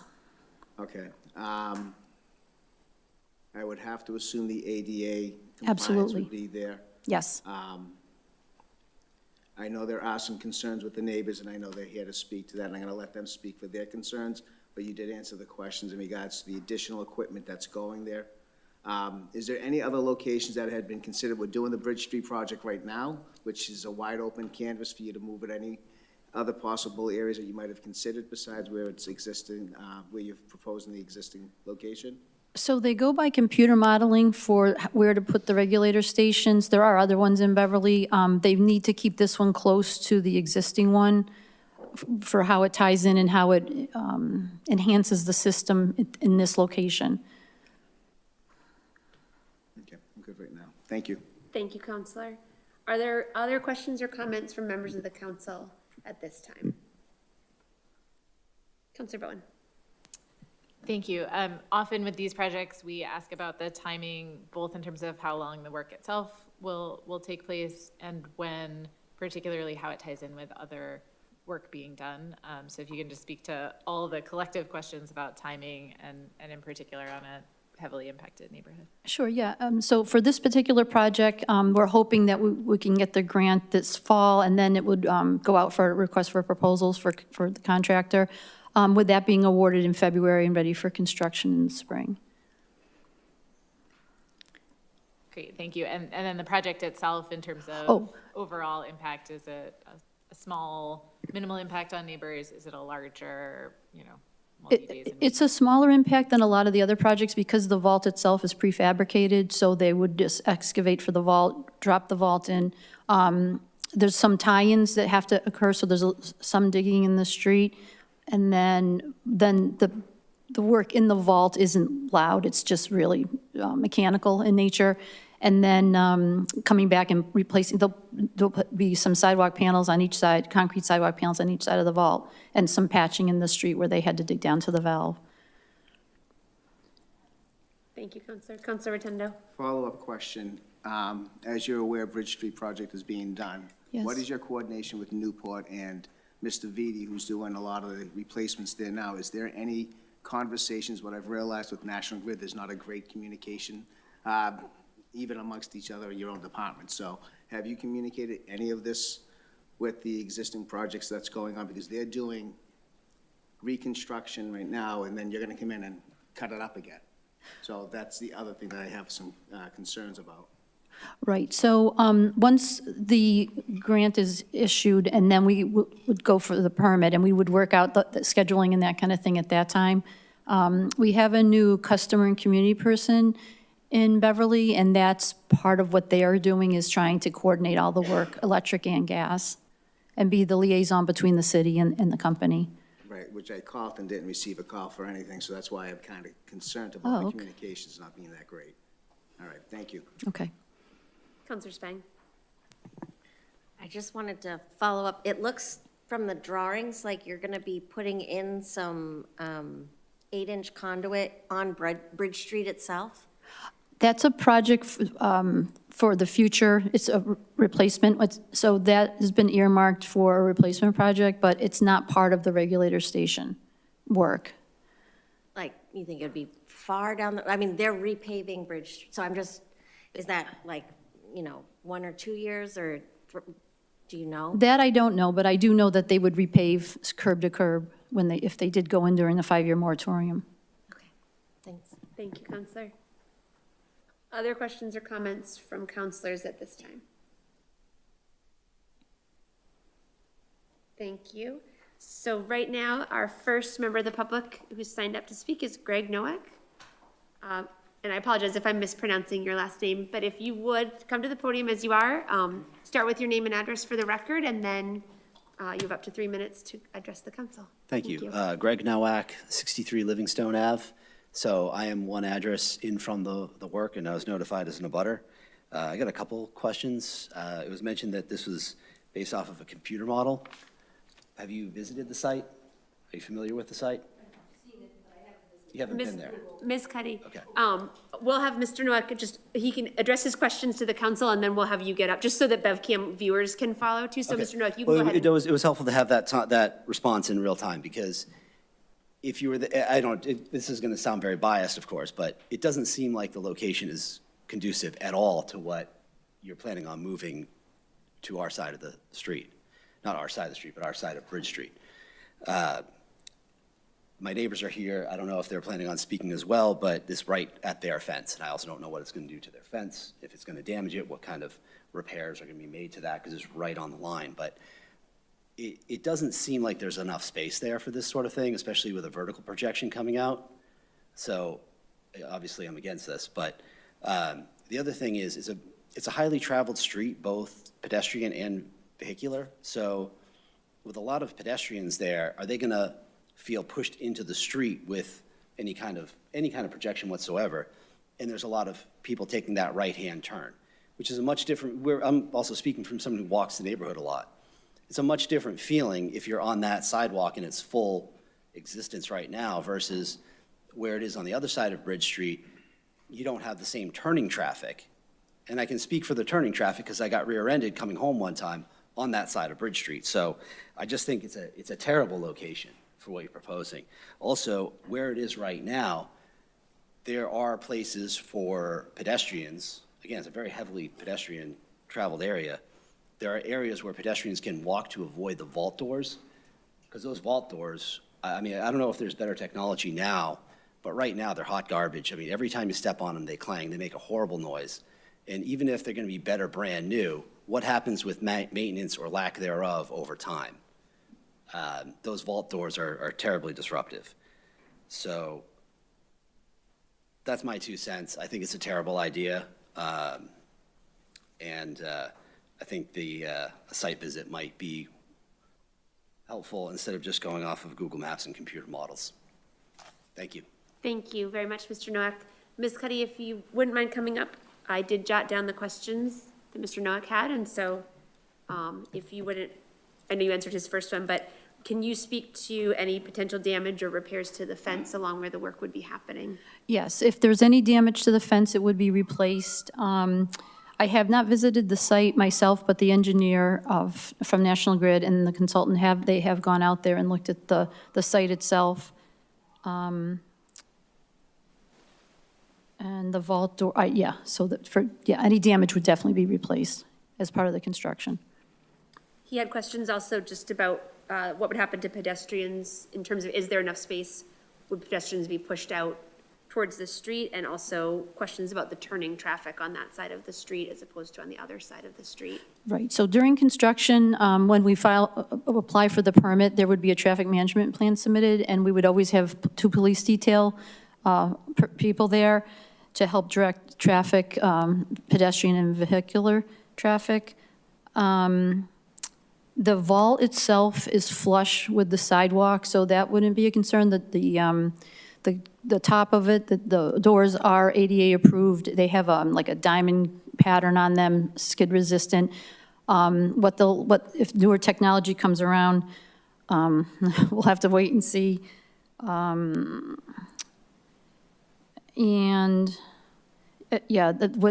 the job is completed, it would be all ADA compliant, the whole length of the vault and the boxes as well. Would have enough distance on the sidewalk for any person with a wheelchair or something like that. And I think his final question was whether pedestrians would be able to walk without having to step on the vault doors, and what would happen in terms of maintenance. What's the plan for maintenance? Oh, yeah, so I don't think they'd be able to avoid the vault doors. I think it's in a sequence. It would be concrete sidewalk panel, vault door, and another concrete sidewalk panel. We do have people go out quarterly to do inspections on the instruments inside the vault, so if there was any concern of anything, they would notice that at the time of their inspection. Councilor Rotundo, I saw your hand. A few things that kind of popped into my head, and granted, I don't know if you've looked at an alternate location, because one thing I do want to mention is it is a higher, and you just said with the traffic study, there tends to be more accidents in that intersection. We're also going to be removing that traffic light there, which is going to be moved to Kernwood Ave. But naturally, we've had to have the bus stop that was once there removed because there were many accidents there. So you are potentially going to create a hazard with that regulator getting hit by the many accidents that have been witnessed there. So is there an alternative location that you may really want to consider at this point? And I didn't even think of this until you had mentioned the traffic piece, but that was one of the first things several years ago, that we had to move the bus stop there because there were 2 accidents within a matter of several days. As a matter of fact, the corner house, the people living there moved because it was getting too treacherous. So I do have concerns with the location of it being there, and I hope you might have consideration for an alternative location than there, because it is a higher accident rate than others. And with that traffic light being removed, it's going to potentially even be a little more dangerous. So the vault itself is completely underground. The traffic boxes that will be in the sidewalk are an extra added measure of safety. The vault can regulate the gas pressure on its own pneumatically, so it's a second safety factor in the design of the, so if something does hit it and takes that out of commission, the regulator vault would still do its job pneumatically. So the standpipe has nothing to do, or this additional equipment that's going to be added has nothing to do with this regulator? Well, the vent pipe, if any of that got destroyed, it would definitely be rebuilt. The vent pipe is needed to vent the vault itself from any. So then, Madam President, is there consideration for an alternate location then? Because I do have concerns with it being there. Yeah, I don't know if they looked at another location. I do know that they wanted to keep it close to the original one, and the original location did not work because of the driveway in between the two the two openings. Okay, so, all right, thank you. Thank you. Counselor St. Hilaire. Thank you, Madam President. And Ms. Cuddy, I think you're probably aware there's a lot of frustration with National Grid across the city right now. And I guess your response regarding the 5-year period, that if you did have to pave, that you would do it end to end. And I would just say we'd really like to avoid that at all possible across the city. We don't really want our city roads that we're just paving to be redug up. So, I appreciate the response, but, we would appreciate if you just try not to do that. And then secondly, as Mr. Nowak pointed out, you talked about your computer model, you talked about this being in practice with your internal procedures. And I guess I just question the need to do this now and at this location, given all that's sort of happening in Ryle Side in this area. I mean, can this be avoided for the time being? Is there a need to do this right now? So it's a DPU requirement to make it a safer double feed system, and in our internal, we look at also replacing regulator vaults. This regulator vault was initially installed in 1966, so it's time to update that from our perspective as well now as a DPU compliant issue. Thank you, Counselor. We do have another member of the public who wished to speak, so I'd like to ask Mr. Perkins if you'd like to come to the podium, please. And similarly, if you would begin with your name and address for the record, and then you also have up to 3 minutes to address the council. Thank you. Good evening. My name is Evan Perkins. I live at 62 Bridge Street, which is the fence that we've discussed is my fence, our fence. I share Greg's and many of yours, which is nice to hear. Immediate concern on the location of this. Obviously, personally, it directly impacts our property and quality of life in our yard, I would say. The biggest concern, Todd just brought up a little bit, but I'd say without a shadow of a doubt, this is the single busiest location in Ryle Side on any given day. We live at the corner house with the cars that end up in the yard. There's been a Subaru out back in our front yard on more than one occasion, but especially during the school year, it's the single busiest location. There are frequently cars going at a high rate of speed around that corner. Any work that would need to be done there would significantly disrupt the regular traffic flow as we're seeing with the Bridge Street project. Currently, kids going through there on a day-to-day, both to and from school, of course, parents walking their kids, et cetera, and then a high volume of foot traffic, as Greg mentioned, and we walk with our dog every day around there and see dozens of people go by. In the current location, these grates can be easily avoided, as Greg mentioned. They are kind of in a parking lot, more or less, across the street. The sidewalk in question here is approximately 5 feet wide. It's 3 snowblower lengths. I know it well. So I have some immediate concerns about the grate, the maintenance of it. It's annoyingly loud, if we're being candid. Someone going by with their bike, for instance, will be very loud. I'm concerned about having a gas vent chimney or whatever we're calling it, pipe, immediately adjacent to my yard with a 14-month-old child at home. And I'm also displeased to understand that there's going to be some electrical boxes now will be the primary view when returning home. So we'll just check my notes here, make sure everything else. I mean, the ripping up of the sidewalk is significant. We've been living under siege, it feels, for the last 6 weeks or so with all that's going on there. So disappointing to hear that that would be continuing into the spring of 2025. Sorry, I just want to make sure I'm checking everything here.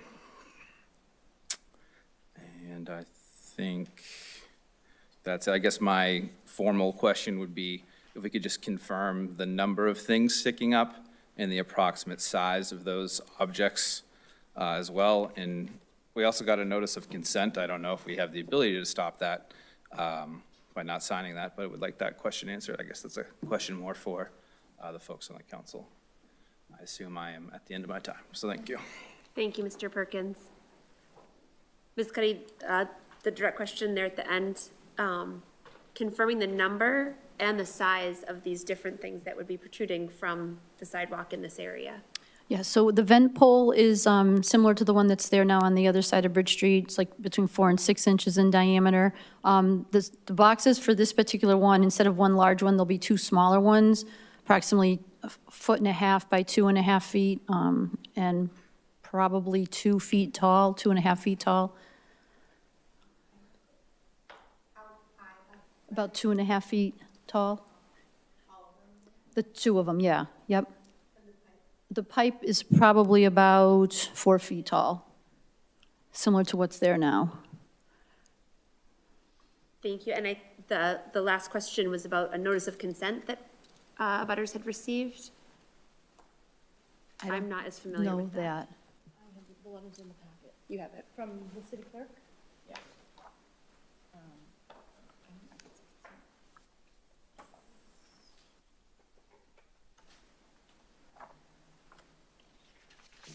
It's the legal notice. Yeah, the letter, the legal notice, and that. I'm just letting you know what's happening. Mr. Perkins, did you receive something that was asking for your signature, or was it the notification of this public hearing? I just want to make sure I'm clear on. The petition of National Grid for gas main locations, did I misunderstand the? Oh, I think that's the form that we submit as our application, what the city council signs, their consent, your consent. Yes, and that's what's sent to the council. Okay. To me. So this is, Mr. Perkins, you didn't really misunderstand. These are just complicated and, yes. So your question, though, is a good one. The process would be that this is the grant of location application from National Grid. So I think your question still applies, which is who signs this? So you've heard some of the questions from the council, particularly Councilor Rotundo, expressing that to this grant of location, there's reservations. Ultimately, the city, the council on behalf of the city would sign or not sign a grant of location. Does that answer your question to a certain extent?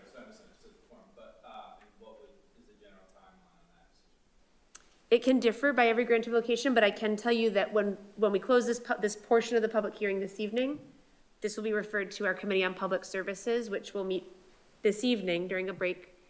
I can't guess exactly, but it won't take us, I don't think, too long to get to subcommittee break. And then subcommittees would have time to discuss, could act on that this evening with a recommendation, or could choose to hold it in committee for further conversation. Councilor Rotundo. I do have one further. Please. Especially with the consent form. Mrs. Cudahy, if we decide to deny you the grant of location, what is the process you have to go to the DPU in regards to appealing our decision on a denial, if it were to go that direction? I guess that would be the next course of action, to appeal to the DPU for permission. Okay, thank you. Councilor Spang? Thanks. So the 2 boxes that you talked about, it looks like those are the white boxes on the plan, is that right?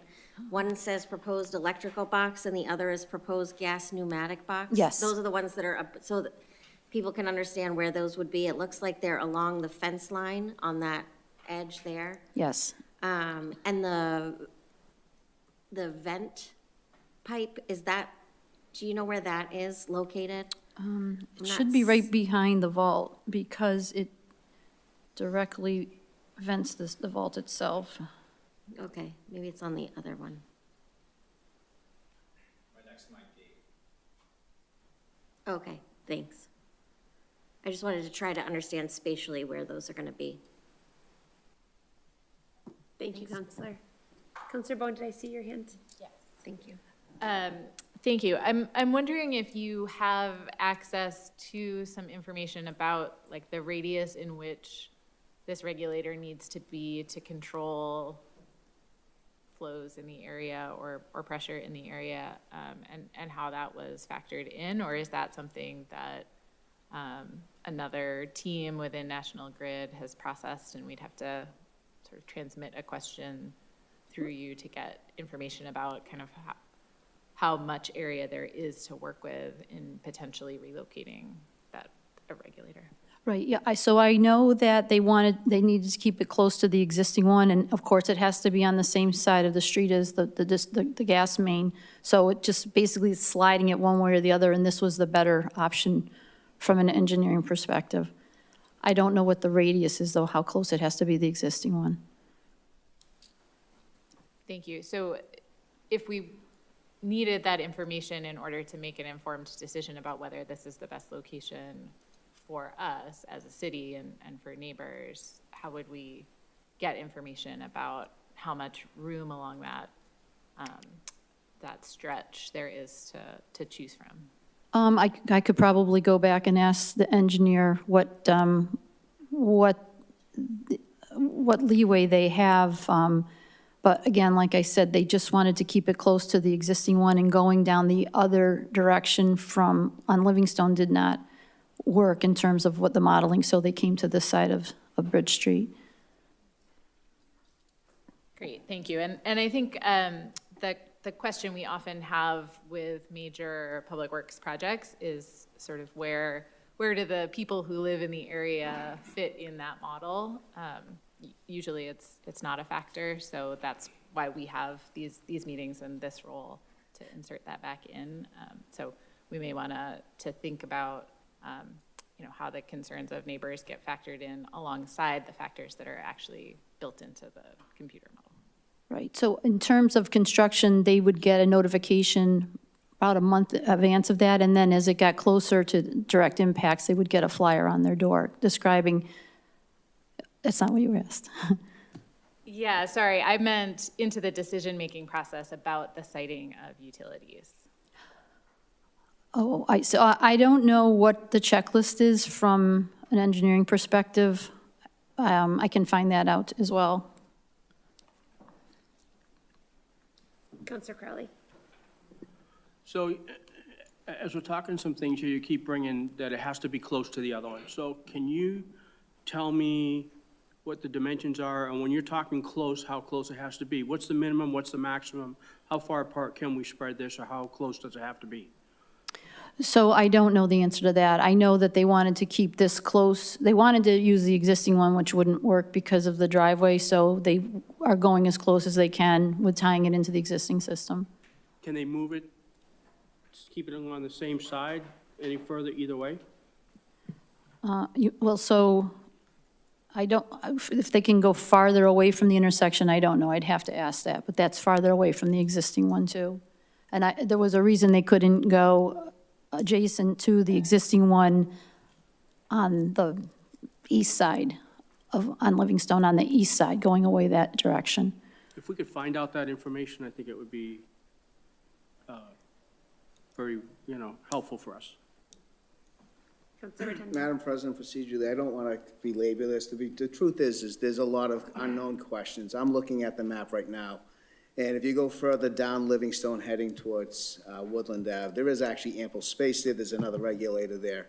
I think instead of us having these hypothetical questions, could we just move this along and then maybe continue this at a later time? And this way, at least we have further questions for it. I mean, I don't think we're going to solve anything tonight with all these questions.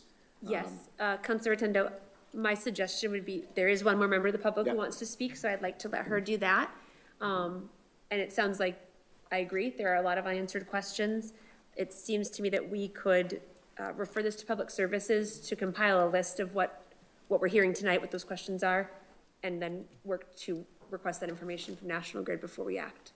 But I do want to give Brianna Perkins a chance to speak. Thank you. And I know your addresses have been mentioned, but I have to ask you to begin with your name and address for the record, and then you have up to 3 minutes as well. Brianna Perkins, 62 Bridge Street, the corner in question. Similar to, just want to reiterate maybe his similar suggestion of wondering why we couldn't move it just to the other side of the same part of Livingston. That way we'd really eliminate a lot of the issues of removing the brand new Bridge Street paving, similar pedestrian impacts as well as where it currently stands. So obviously there's a lot of different opportunities to move this in different locations. That sounds like a conversation that can be had at a later date, but I would just like to reiterate that maybe there's other locations within that same side of Livingston, which would eliminate some of the potential paving disruptions that we've currently experienced on a day-to-day basis. Thank you very much, Ms. Perkins. So from what I'm hearing, both from members of the public, and thank you, members of the public, for being here and for giving us your time, but also your input, and from questions that are coming from the council, to answer Mr. Perkins' earlier question about timeline and process, what we're talking about now is having a chance to ask for more information from National Grid, so there would not be a decision made this evening if that's what we're looking for. So I will close this portion of the public hearing, refer it to the Subcommittee on Public Services so that we can work on getting those questions sent to National Grid so that we can get more information. Thank you, counselors. Thank you again, members of the public. Just one question, when you get those other answers, will we have another chance to come back? Because there were some things that I want to clarify and didn't get an opportunity to do so. It will be posted, yes, there'll be another council meeting, and so we'll make sure that that information is posted clearly, and I'm. Will we get notifications as well? By mail? We don't follow the agenda for. Yes. I was gonna say, you can stay this evening to hear the beginning of the public services conversation, and then you'll be able to also know what the next step will be from there, if you'd like to. And that will be coming in relatively short order. We're gonna take care of a little bit of routine business, and then we'll go to a break for subcommittee, and so you're welcome to stay and you can hear that next part of the conversation as well. You don't have to leave at this point. So Ms. Kent, oh, I'm sorry, I'm jumping ahead. We need to accept some minutes of previous meetings. There are 2 sets of meeting minutes that we can accept this evening. Those of our Legal Affairs Committee meeting from September 16th, 2024, and those from the regular City Council meeting, September 23rd, 2024. Is there a motion to approve those sets of minutes? All those in favor? Aye. Thank you. That carries 9-0, and those are approved. Ms. Kent, let's go to communications from His Honor the Mayor, please. Order number 255, Dear Honorable City Council, I am pleased to inform you that the City of Beverly has been awarded a $59,063 Municipal Road Safety Program grant from the EOPSS, Office Grants and Research. This funding was made possible by the National Highway Traffic Safety Administration and will be used for traffic enforcement campaigns with a goal of reducing vehicle crashes and the resulting injuries and loss of life. Mass General Law, Chapter 44, Section 53A requires both City Council and Mayor approval before any grant, earmark, donation, or gift to the city can be expended for their prescribed purpose. I therefore request the City Council approve this grant at your next meeting. Thank you sincerely, Michael P. Cahill, Mayor. Thank you. Please refer that to the Committee on Finance and Property. Order number 256, Dear Honorable City Council, I am requesting that the City Council approve a fund transfer of $2,850,000 from the Road Resurfacing Account, Fund 056, into the Road and Sidewalk Capital Account, Fund 581. 2.25 million of these funds represent payments from National Grid for road resurfacing relative to the 115 kV project, and the remaining 600,000 represents collecting road opening fees that will support the ongoing road work throughout the city. These funds require a transfer before they can be expended. Please initiate action at this requested upcoming meeting, October 7th. Sincerely yours, Michael P. Cahill, Mayor. Thank you. That will require us to set a public hearing, so we'll refer that to the Committee on Finance and Property to do that this evening. Order 257, Dear Honorable City Council, I hereby reappoint, subject to your review and recommendation, Mr. Christopher Chigas at 5 Tammy Lane, Peabody, to serve as constable in the City of Beverly for the express purpose of serving civil process. Attached is Mr. Chigas's application, which is approved by Chief LaLatcher. Mr. Chigas's term will be effective until October 25th, 2027. Sincerely yours, Michael P. Cahill, Mayor. Please refer that to the Committee on Legal Affairs. Let's go to communications from other city officers and boards, please. Order number 258 from the city clerk, an application for hawkers and peddlers license for George Sampson to sell belts, wallets, and bags. Please refer that to the Committee on Legal Affairs. Order number 259 from the city clerk, a request for the council to approve the 2024 state election warrant. Councilors, we can approve this on the floor this evening. I would entertain a motion to approve 259. So moved. Second. Any further discussion? All those in favor? Aye. That carries 9-0. Thank you. Order number 260, President Flowers and Councilor Rotundo, third and fourth quarter of fiscal year 2024 school subcommittee for finance and facilities report. Councilor Rotundo, anything you'd like to say about this?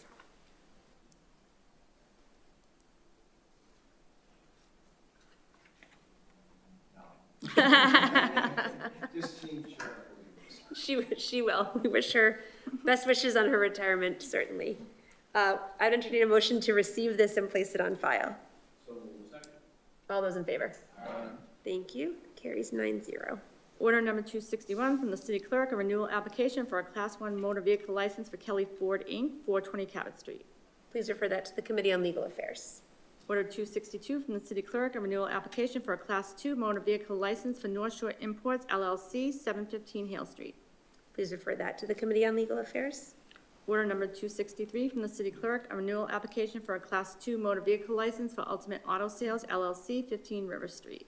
Please refer that to the Committee on Legal Affairs as well. Order number 264 from the city clerk, a letter to recommend Kathleen DuPont, Assistant City Clerk, to be the clerk of committees. We can entertain a motion to approve this one, 264 on the floor as well. Any further discussion? All those in favor? That carries 9-0. Order number 265 from the city clerk, application for a license to sell Christmas trees, Liberty Lodge Masons at 10 Charnock Street. Please refer that to the Committee on Legal Affairs. Order 266 from President Flowers, proposed order amending section 58-2, officers, employees, city clerk of city ordinances. Please refer that to the Committee on Legal Affairs. Order number 267 from the planning director Darlene Nguyen, council order to accept and sign a conservation restriction to be held by the Beverly Conservation Commission for land owned by the trustees of the reservation, Moraine Farm. And we'll also refer that to the Committee on Legal Affairs. Thank you, Ms. Kent. Councilors, I would entertain a motion to take a break for some subcommittee work. All those in favor? Aye. Thank you. That carries 9-0. We'll take about a 15 to 20-minute break now. If we have business that runs longer than that, if you could schedule, chairs, if you could schedule a standalone meeting. We'll have public services stay here on BevCam, finance and property in the hall, legal affairs in the committee room, please. Thank you.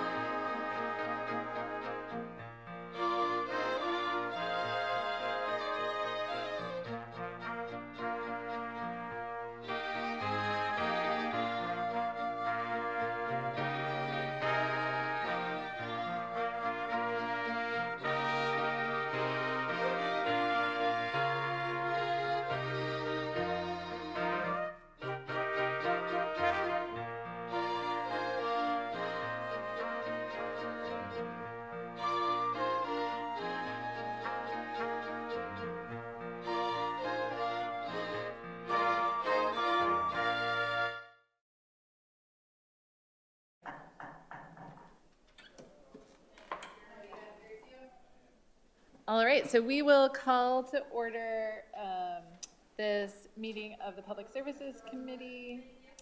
All three members are present. We have a number of things that we can act on tonight, some appointments from a previous meeting, as well as the National Grid business in front of us. So given that we have folks interested in the order that was just referred back, number 252. Yes, maybe if we can close that back door, if you wouldn't mind. They're having a raucous committee meeting next door. So just so that we can make some plans, hopefully everything's all right in there. They're having much more fun than we are. would love to just discuss this a little bit and make a plan of action so that neighbors know what to expect as well. So process-wise, once something is in committee, it can be discussed as long as it needs to be discussed for us as a committee to make a recommendation back to the full council. When something goes back to the full council, typically it's just discussed among councilors. There's typically not another public hearing, though both in committee and at other times the chair or the council president can invite public comment. So I think from what I've heard, I would like us to just clarify some questions for National Grid and think about how much time it might take to get those answers back. And then we can schedule some time either in a separate committee meeting or within the committee portion of one of our future regularly scheduled council meetings to get those answers back in this public setting and have a chance to discuss them. So would just start with making a few notes from, is this paperwork coming our way? Paperwork coming your way. Oh, thank you. We'll get to that one. Wanted to clarify the questions that committee members feel need to be answered at this point, and then maybe we can hear from the National Grid team how long it might take to get some of those answers. The primary one seems to be around that decision-making process for the siting and what parameters there are for choosing a different location. Understanding it has to be along the lines, how far in each direction, and what factors might disqualify a stretch or make a stretch feasible. Are there other questions from members of the committee? It sounded like they may have looked at some alternatives, so like you mentioned, but also just sharing what alternatives they ruled out and why, just to make it simple. Councilor Crowley, any questions from Yeah, your no, side? I would agree with that, and I really would like to have some information back that they took an honest look and where and why we couldn't put it in any other location than what we're talking about there. So specifically, we talked about distance and those type things where it needed to be towards the other regulator. So what are the parameters there? What's the deciding factor there? And why couldn't we, looking at some of this, I haven't been over there. I will be taking a trip over there and kind of looking around and seeing what's there as far as, what options were looked at and why weren't they maybe considered at that point. I know sometimes we like to get it done because it's simpler and easier, but I think we need to take a look at, impacts that it has for families. And now that we know, that intersection is a bad intersection as far as traffic, as far as, there are a lot of pedestrians. I grew up in Routhside many years, so this goes way, well, it won't go way, but it goes back far enough that's always been busy up in there. With a lot of action, a lot of things and that type stuff goes. Other concerns I have is there's never been the boxes there. Now we're gonna have some raised boxes, whether it's along that, near the fence or not near the fence or whatever. Is that, are we encroaching on, this family's, land and those type things? So just some of those type things. Are they tripping hazards? Are they, whatever it might be? We're thinking about the safety of them also, besides, convenience. I know sometimes we have convenience for National Grid and that type stuff goes, but I'm looking for the convenience of the residents up in that area. So I think we just need to take an honest look and come back with some information on that for us. I'd appreciate that. Thank you, Councilor Crowley. Anything else from your side, Councilor Spang?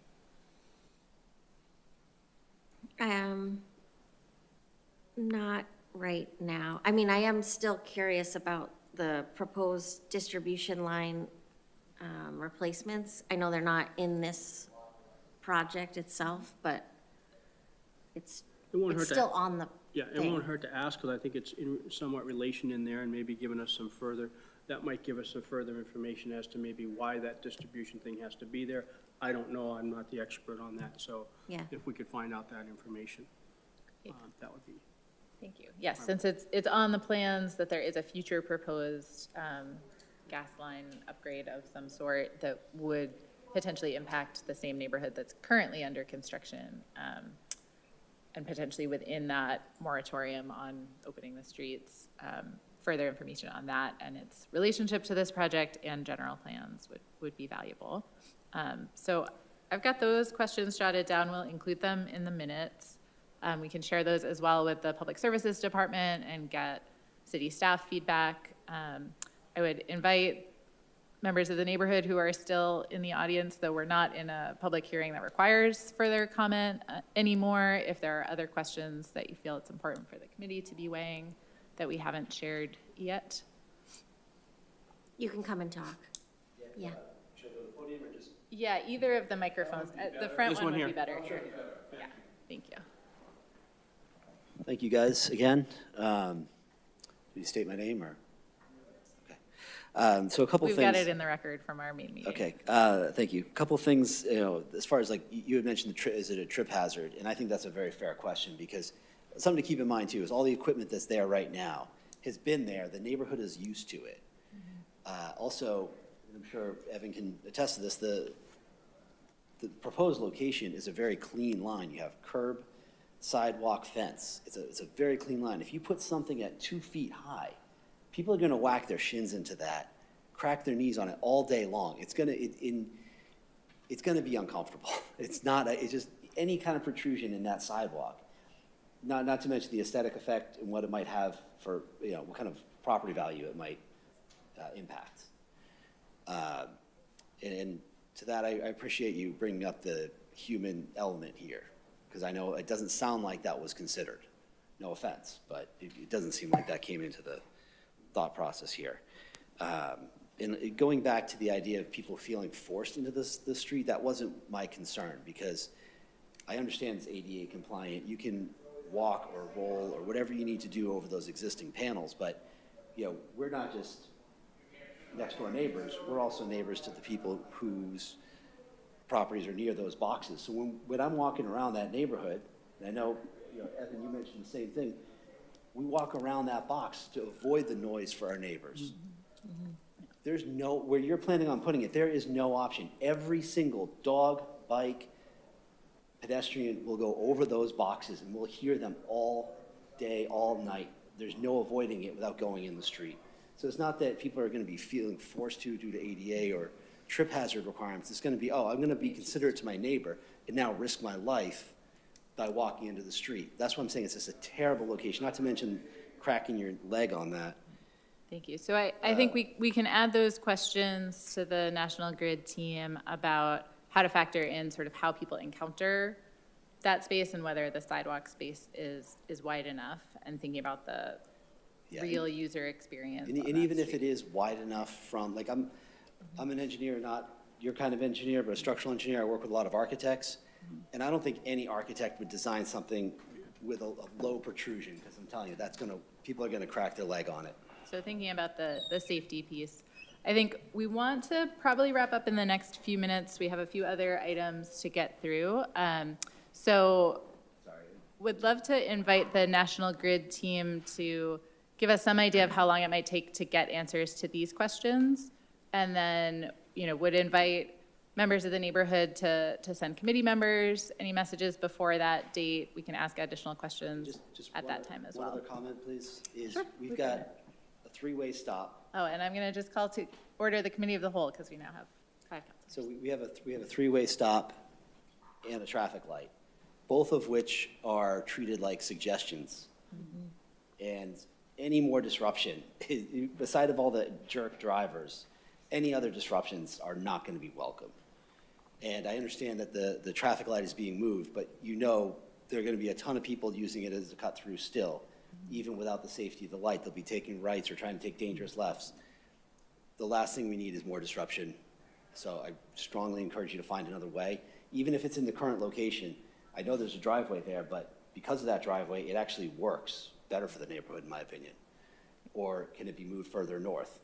I certainly don't want to move further south, because that's going to be in front of my house. But further north, I think, would be far preferred, or in its current location. Great, Thank you. Thank you. Yeah, so adding to the list also the safety of traffic patterns as they exist in reality. So to the National Grid team, our options are to schedule a meeting on one of our off Mondays or to include some further discussion in our next or one of the upcoming regularly scheduled meetings. Do you have a sense for how much time it might take to get some answers back? I can probably get all the answers tomorrow as long as Nina's not on vacation or something. Okay. So we can plan to schedule a public services committee for next Monday is the holiday. But we could plan to do an early start ahead of our next regularly scheduled meeting the following week. To spend a little more dedicated time on this. We'll have the answers by then and some time to process. And at that committee meeting, we would decide whether to take action to refer back to the full council at that point or not. 21st? Yes, the 21st. So it will be a posted meeting. My guess would be we'll aim for 6:30, but we'll coordinate rooms and such and post it accordingly. Yeah. And if folks who are here want to send emails to us on the committee as counselors, we can individually share back updates or questions at that point. So we can't deliberate until our next meeting, but we will post that. So, great, thank you. So we'll hold that item. That is 252. We do have two other National Grid proposals that we can act on tonight. 253 was the public hearing for the SO pole on Bridge Street to accommodate the temporary bridge. I'd entertain a motion to recommend that the petition be granted. Yep, so moved. Second. All those in favor? Aye. All right. So that is approved 3-0, and 254 is the JO pole on Bridge Street with the same profile. I'd entertain a motion to recommend that that petition be granted. So moved. Second. All those in favor? Aye. 0.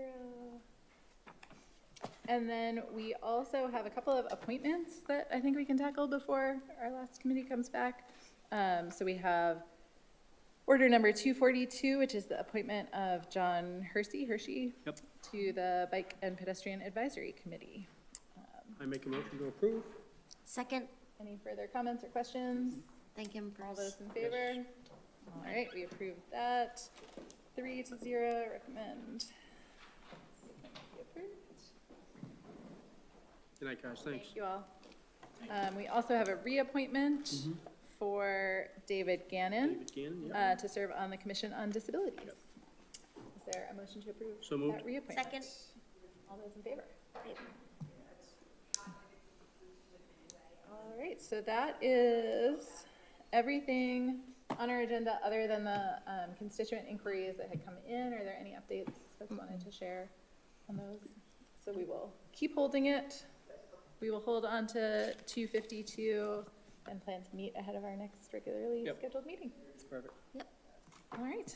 Can I entertain a motion to adjourn So moved. Committee of the Whole? All those in favor? Aye. Aye. And a motion to adjourn Public Services? So moved. Second. All those in favor? Aye. All right. Perfect.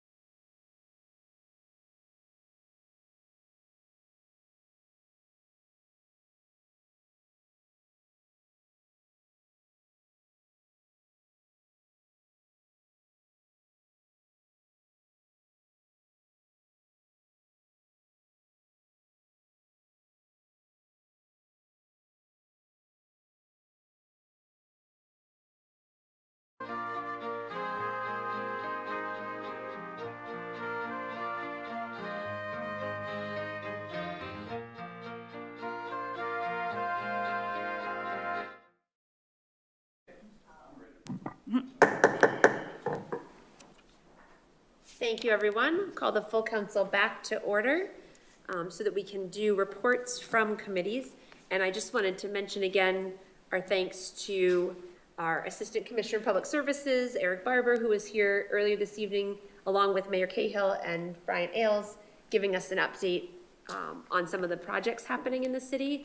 And that was something that we as a council had requested would happen regularly. And so appreciation to those members of the administration for being here. We'll look forward to more of those kinds of updates and those kind of conversations. And thanks also to our planning director, assistant planning director, members of the planning board for being here for that public hearing on our MBTA Communities Act, the zoning changes that are proposed.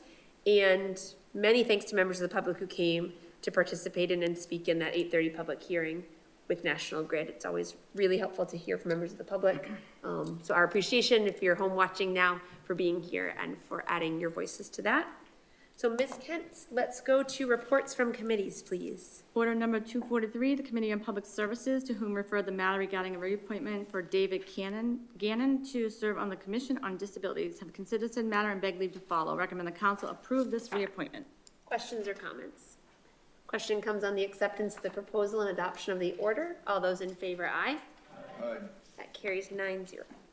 Order number 253, the Committee on Public Services, to whom refer the matter regarding National Grid petition to install an SO pole on Bridge Street, have considered said matter and beg leave to follow. Recommend the council approve this petition. Questions or comments on this one? Question comes on the acceptance of the proposal and adoption of the order. All those in favor? That carries 9-0. Thank you. Order number 254, the Committee on Public Services, to whom refer the matter regarding National Grid, a petition to install a JO pole on Bridge Street, have considered said matter and beg leave to follow. Recommend the petition be granted. Questions or comments? Question comes on the acceptance of the proposal and adoption of the order. All those in favor, aye. Aye. That carries 9-0. Thank you.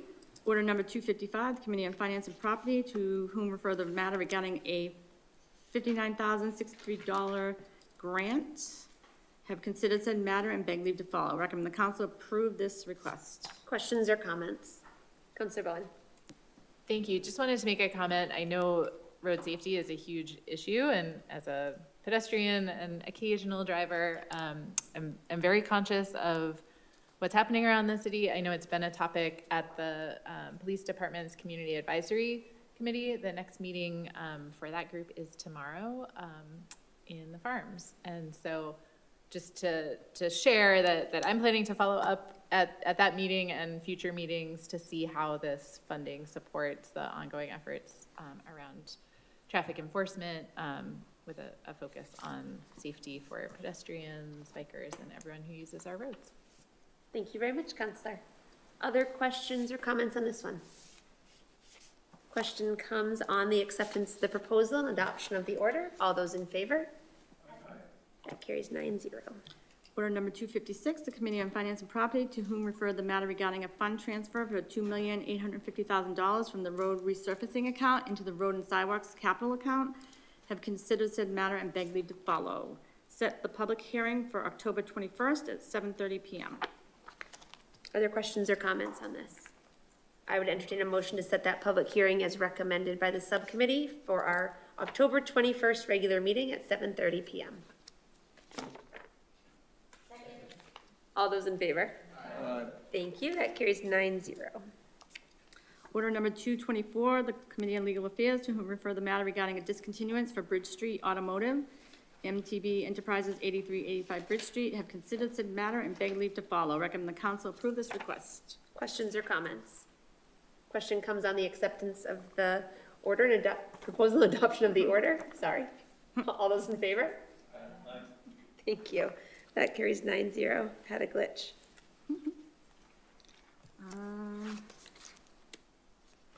Order number 236, the Committee on Legal Affairs, to whom refer the matter regarding a request to set a public hearing to review amendments to the Beverly zoning ordinance to comply with MGL Chapter 40A, Section 3A, MBTA Community Acts, have considered said matter and... Oh, that one's still in, sorry, that's still in subcommittee because they're awaiting the recommendation from the planning board. Is that correct? Okay. Yeah, I thought I had put it in. You must have taken it back out. It just It's excited to be Yeah. considered. Order 249, the Committee on Legal Affairs, to whom refer the matter regarding a renewal application for a Class 2 motor vehicle dealer's license for Rileside Automotive, 126 Park Street. Questions or oh, Nope. sorry. Have considered said matter and beg leave to follow. Recommend the license be granted. Sorry. Everyone's too excited I just to go paused, ahead. yeah. Questions or comments on this one? Question comes on the acceptance of the proposal and adoption of the order. All those in favor? Aye. Thank you, that carries 9-0. Order 250, the Committee on Legal Affairs, to whom refer the matter regarding a city clerk renewal application for a taxi livery license for Bass River Day Activity Program, DBA Bass River, Inc., 437 Essex Street. Have considered said matter and beg leave to follow. Recommend the council approve this license. Questions or comments? Question comes on the acceptance of the proposal and adoption of the order. All those in favor, aye. Aye. That carries 9-0. Order number 251, the Committee on Legal Affairs, to whom refer the matter regarding renewal application for a Class 2 motor vehicle license for Beverly Auto Sales, 43 Cabot Street. Have considered said matter. Recommend the license be granted. Questions or comments on this one? Question comes on the acceptance of the proposal and adoption of the order. All those in favor, aye. Aye. That carries 9-0. Order number 258, the Committee on Legal Affairs, to whom refer the matter regarding an application for hawkers and peddlers license for George Sampson to sell belts, wallets, and bags. Have considered said matter and beg leave to follow. Recommend the license be granted. Questions or comments on this one? Question comes on the acceptance of the proposal and adoption of the order. All those in favor, aye. Aye. That carries 9-0. Order 261, the Committee on Legal Affairs, to whom refer the matter regarding a renewal application for a Class 1 motor vehicle license for Kelly Ford, Inc., 420 Cabot Street. Have considered said matter and beg leave to follow. Recommend the license be granted. Questions or comments on this one? Question comes on the acceptance of the proposal and adoption of the order. All those in favor, aye. Aye. That carries 9-0. Order number 262, the Committee on Legal Affairs, to whom refer the matter regarding a renewal application for a Class 2 motor vehicle license for North Shore Imports, LLC, 715 Hale Street. Have considered said matter and beg leave to follow. Recommend the license be granted. Questions or comments on this one? Question comes on the acceptance of the proposal and adoption of the order. All those in favor, aye. Aye. That carries 9-0. Order number 263, the Committee on Legal Affairs, to whom refer the matter regarding a renewal application for a Class 2 motor vehicle license for Ultimate Auto Sales, LLC, 15 River Street. Have considered said matter and beg leave to follow. Recommend the license be granted. Questions or comments? Question comes on the acceptance of the proposal and adoption of the order. All those in favor, aye. Aye.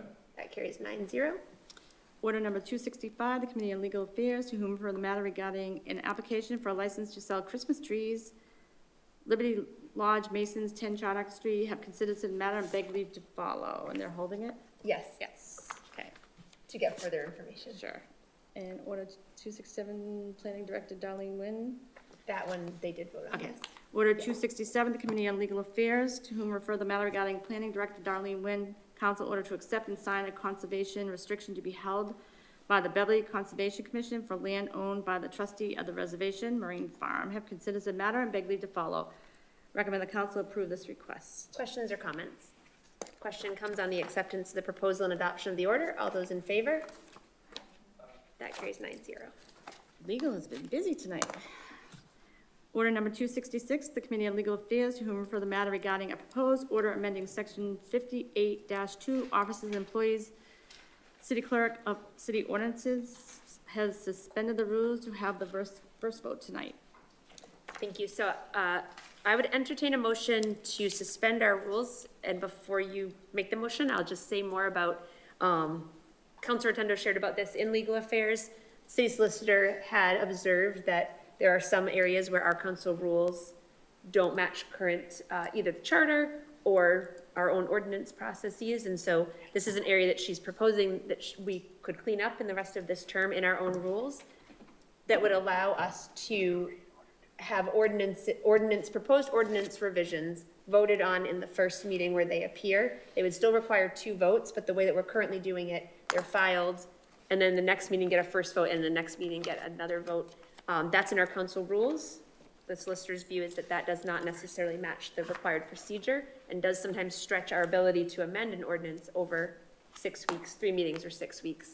And so, Councilor Rotundo, I don't know if you had explained it in the subcommittee. I don't know if I'm missing anything that you were, okay, all right. So I would entertain a motion to suspend our rules, which would allow us to take a first vote on this proposed ordinance change this evening? Is there any further discussion? All those in favor? That carries 9-0. And so now Ms. Kent.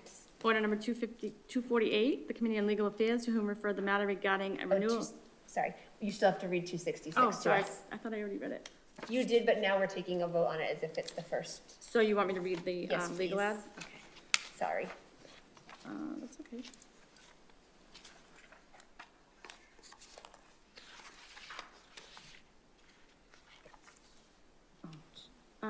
In the year 2024, in order amending an ordinance entitled Chapter 58 Officers and Employees, be it obtained by the City Council of City of Beverly as follows. Chapter 58 Officer and Employees, Section 58-2, City Clerk is amended as follows.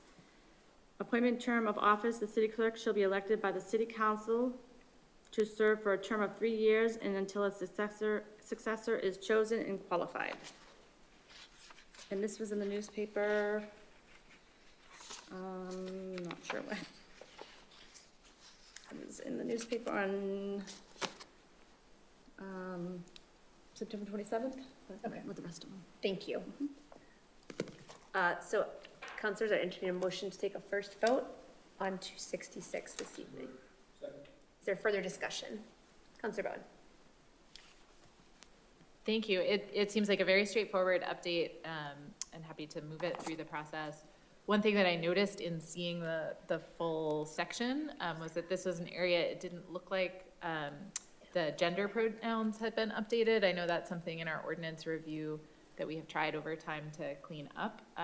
So I guess ahead of our second vote, would think about proposing an amendment to update the language so that we're not describing the city clerk as a he in this, while we have the ordinance language in front of us. And I hadn't actually drafted that amendment because I thought it might stay in committee for that tonight. So I guess procedurally can prep that ahead of our second vote, and then it's still possible to amend at that stage, correct? Yes. Yeah, I will talk to Stephanie, but. Okay. Yes. Thank you, Counselor. And thank you for noting that. And that is an ongoing piece of our, as you mentioned, our overall cleanup.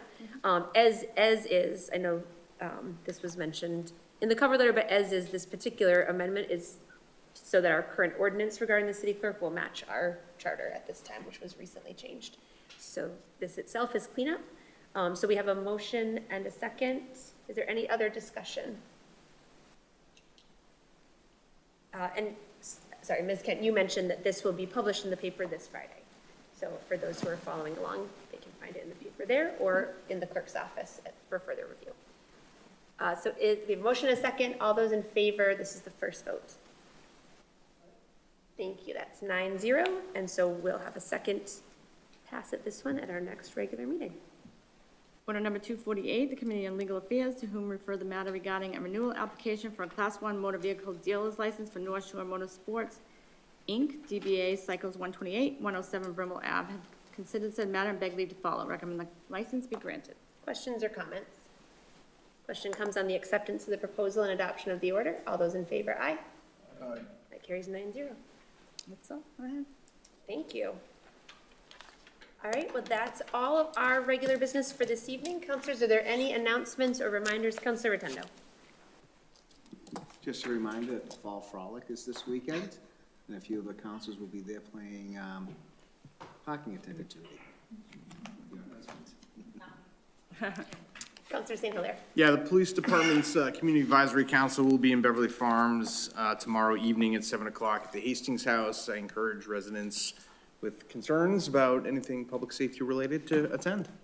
Thank you very much, Councilor. Councilor Sweeney, did I see your hands as well? Or? I invented that. Any other? Councilor Bowen. Thank you. For those who were following the National Grid petition about the Livingstone Bridge Street intersection, we held that, so it didn't come back out, and the Public Services Committee has requested some further information, and we'll plan to meet. We'll look at schedules and post it, but likely 6:30 ahead of our next regularly scheduled meeting on the 21st, since next week is a holiday. Thank you very much. Keep an eye out for that. Thank you, Councilor. Councilor Stein. Yes, there's a community conversation at the Cabot this Wednesday night at 7 o'clock on youth votes and how Gen Z and Y can decide the election. And then there's also a Hispanic Heritage Month dedication ceremony at City Hall outside Thursday, the 10th at 5 o'clock. Thank you very much, Counselor Spang. Any other updates or reminders from counselors? All right. Thank you very much, everyone. Thank you to Kim in the BevCam booth. An extra special thank you to Kim this evening for crawling around down here in front of us and getting everything back up and running. Thank you, Kim. Always appreciated.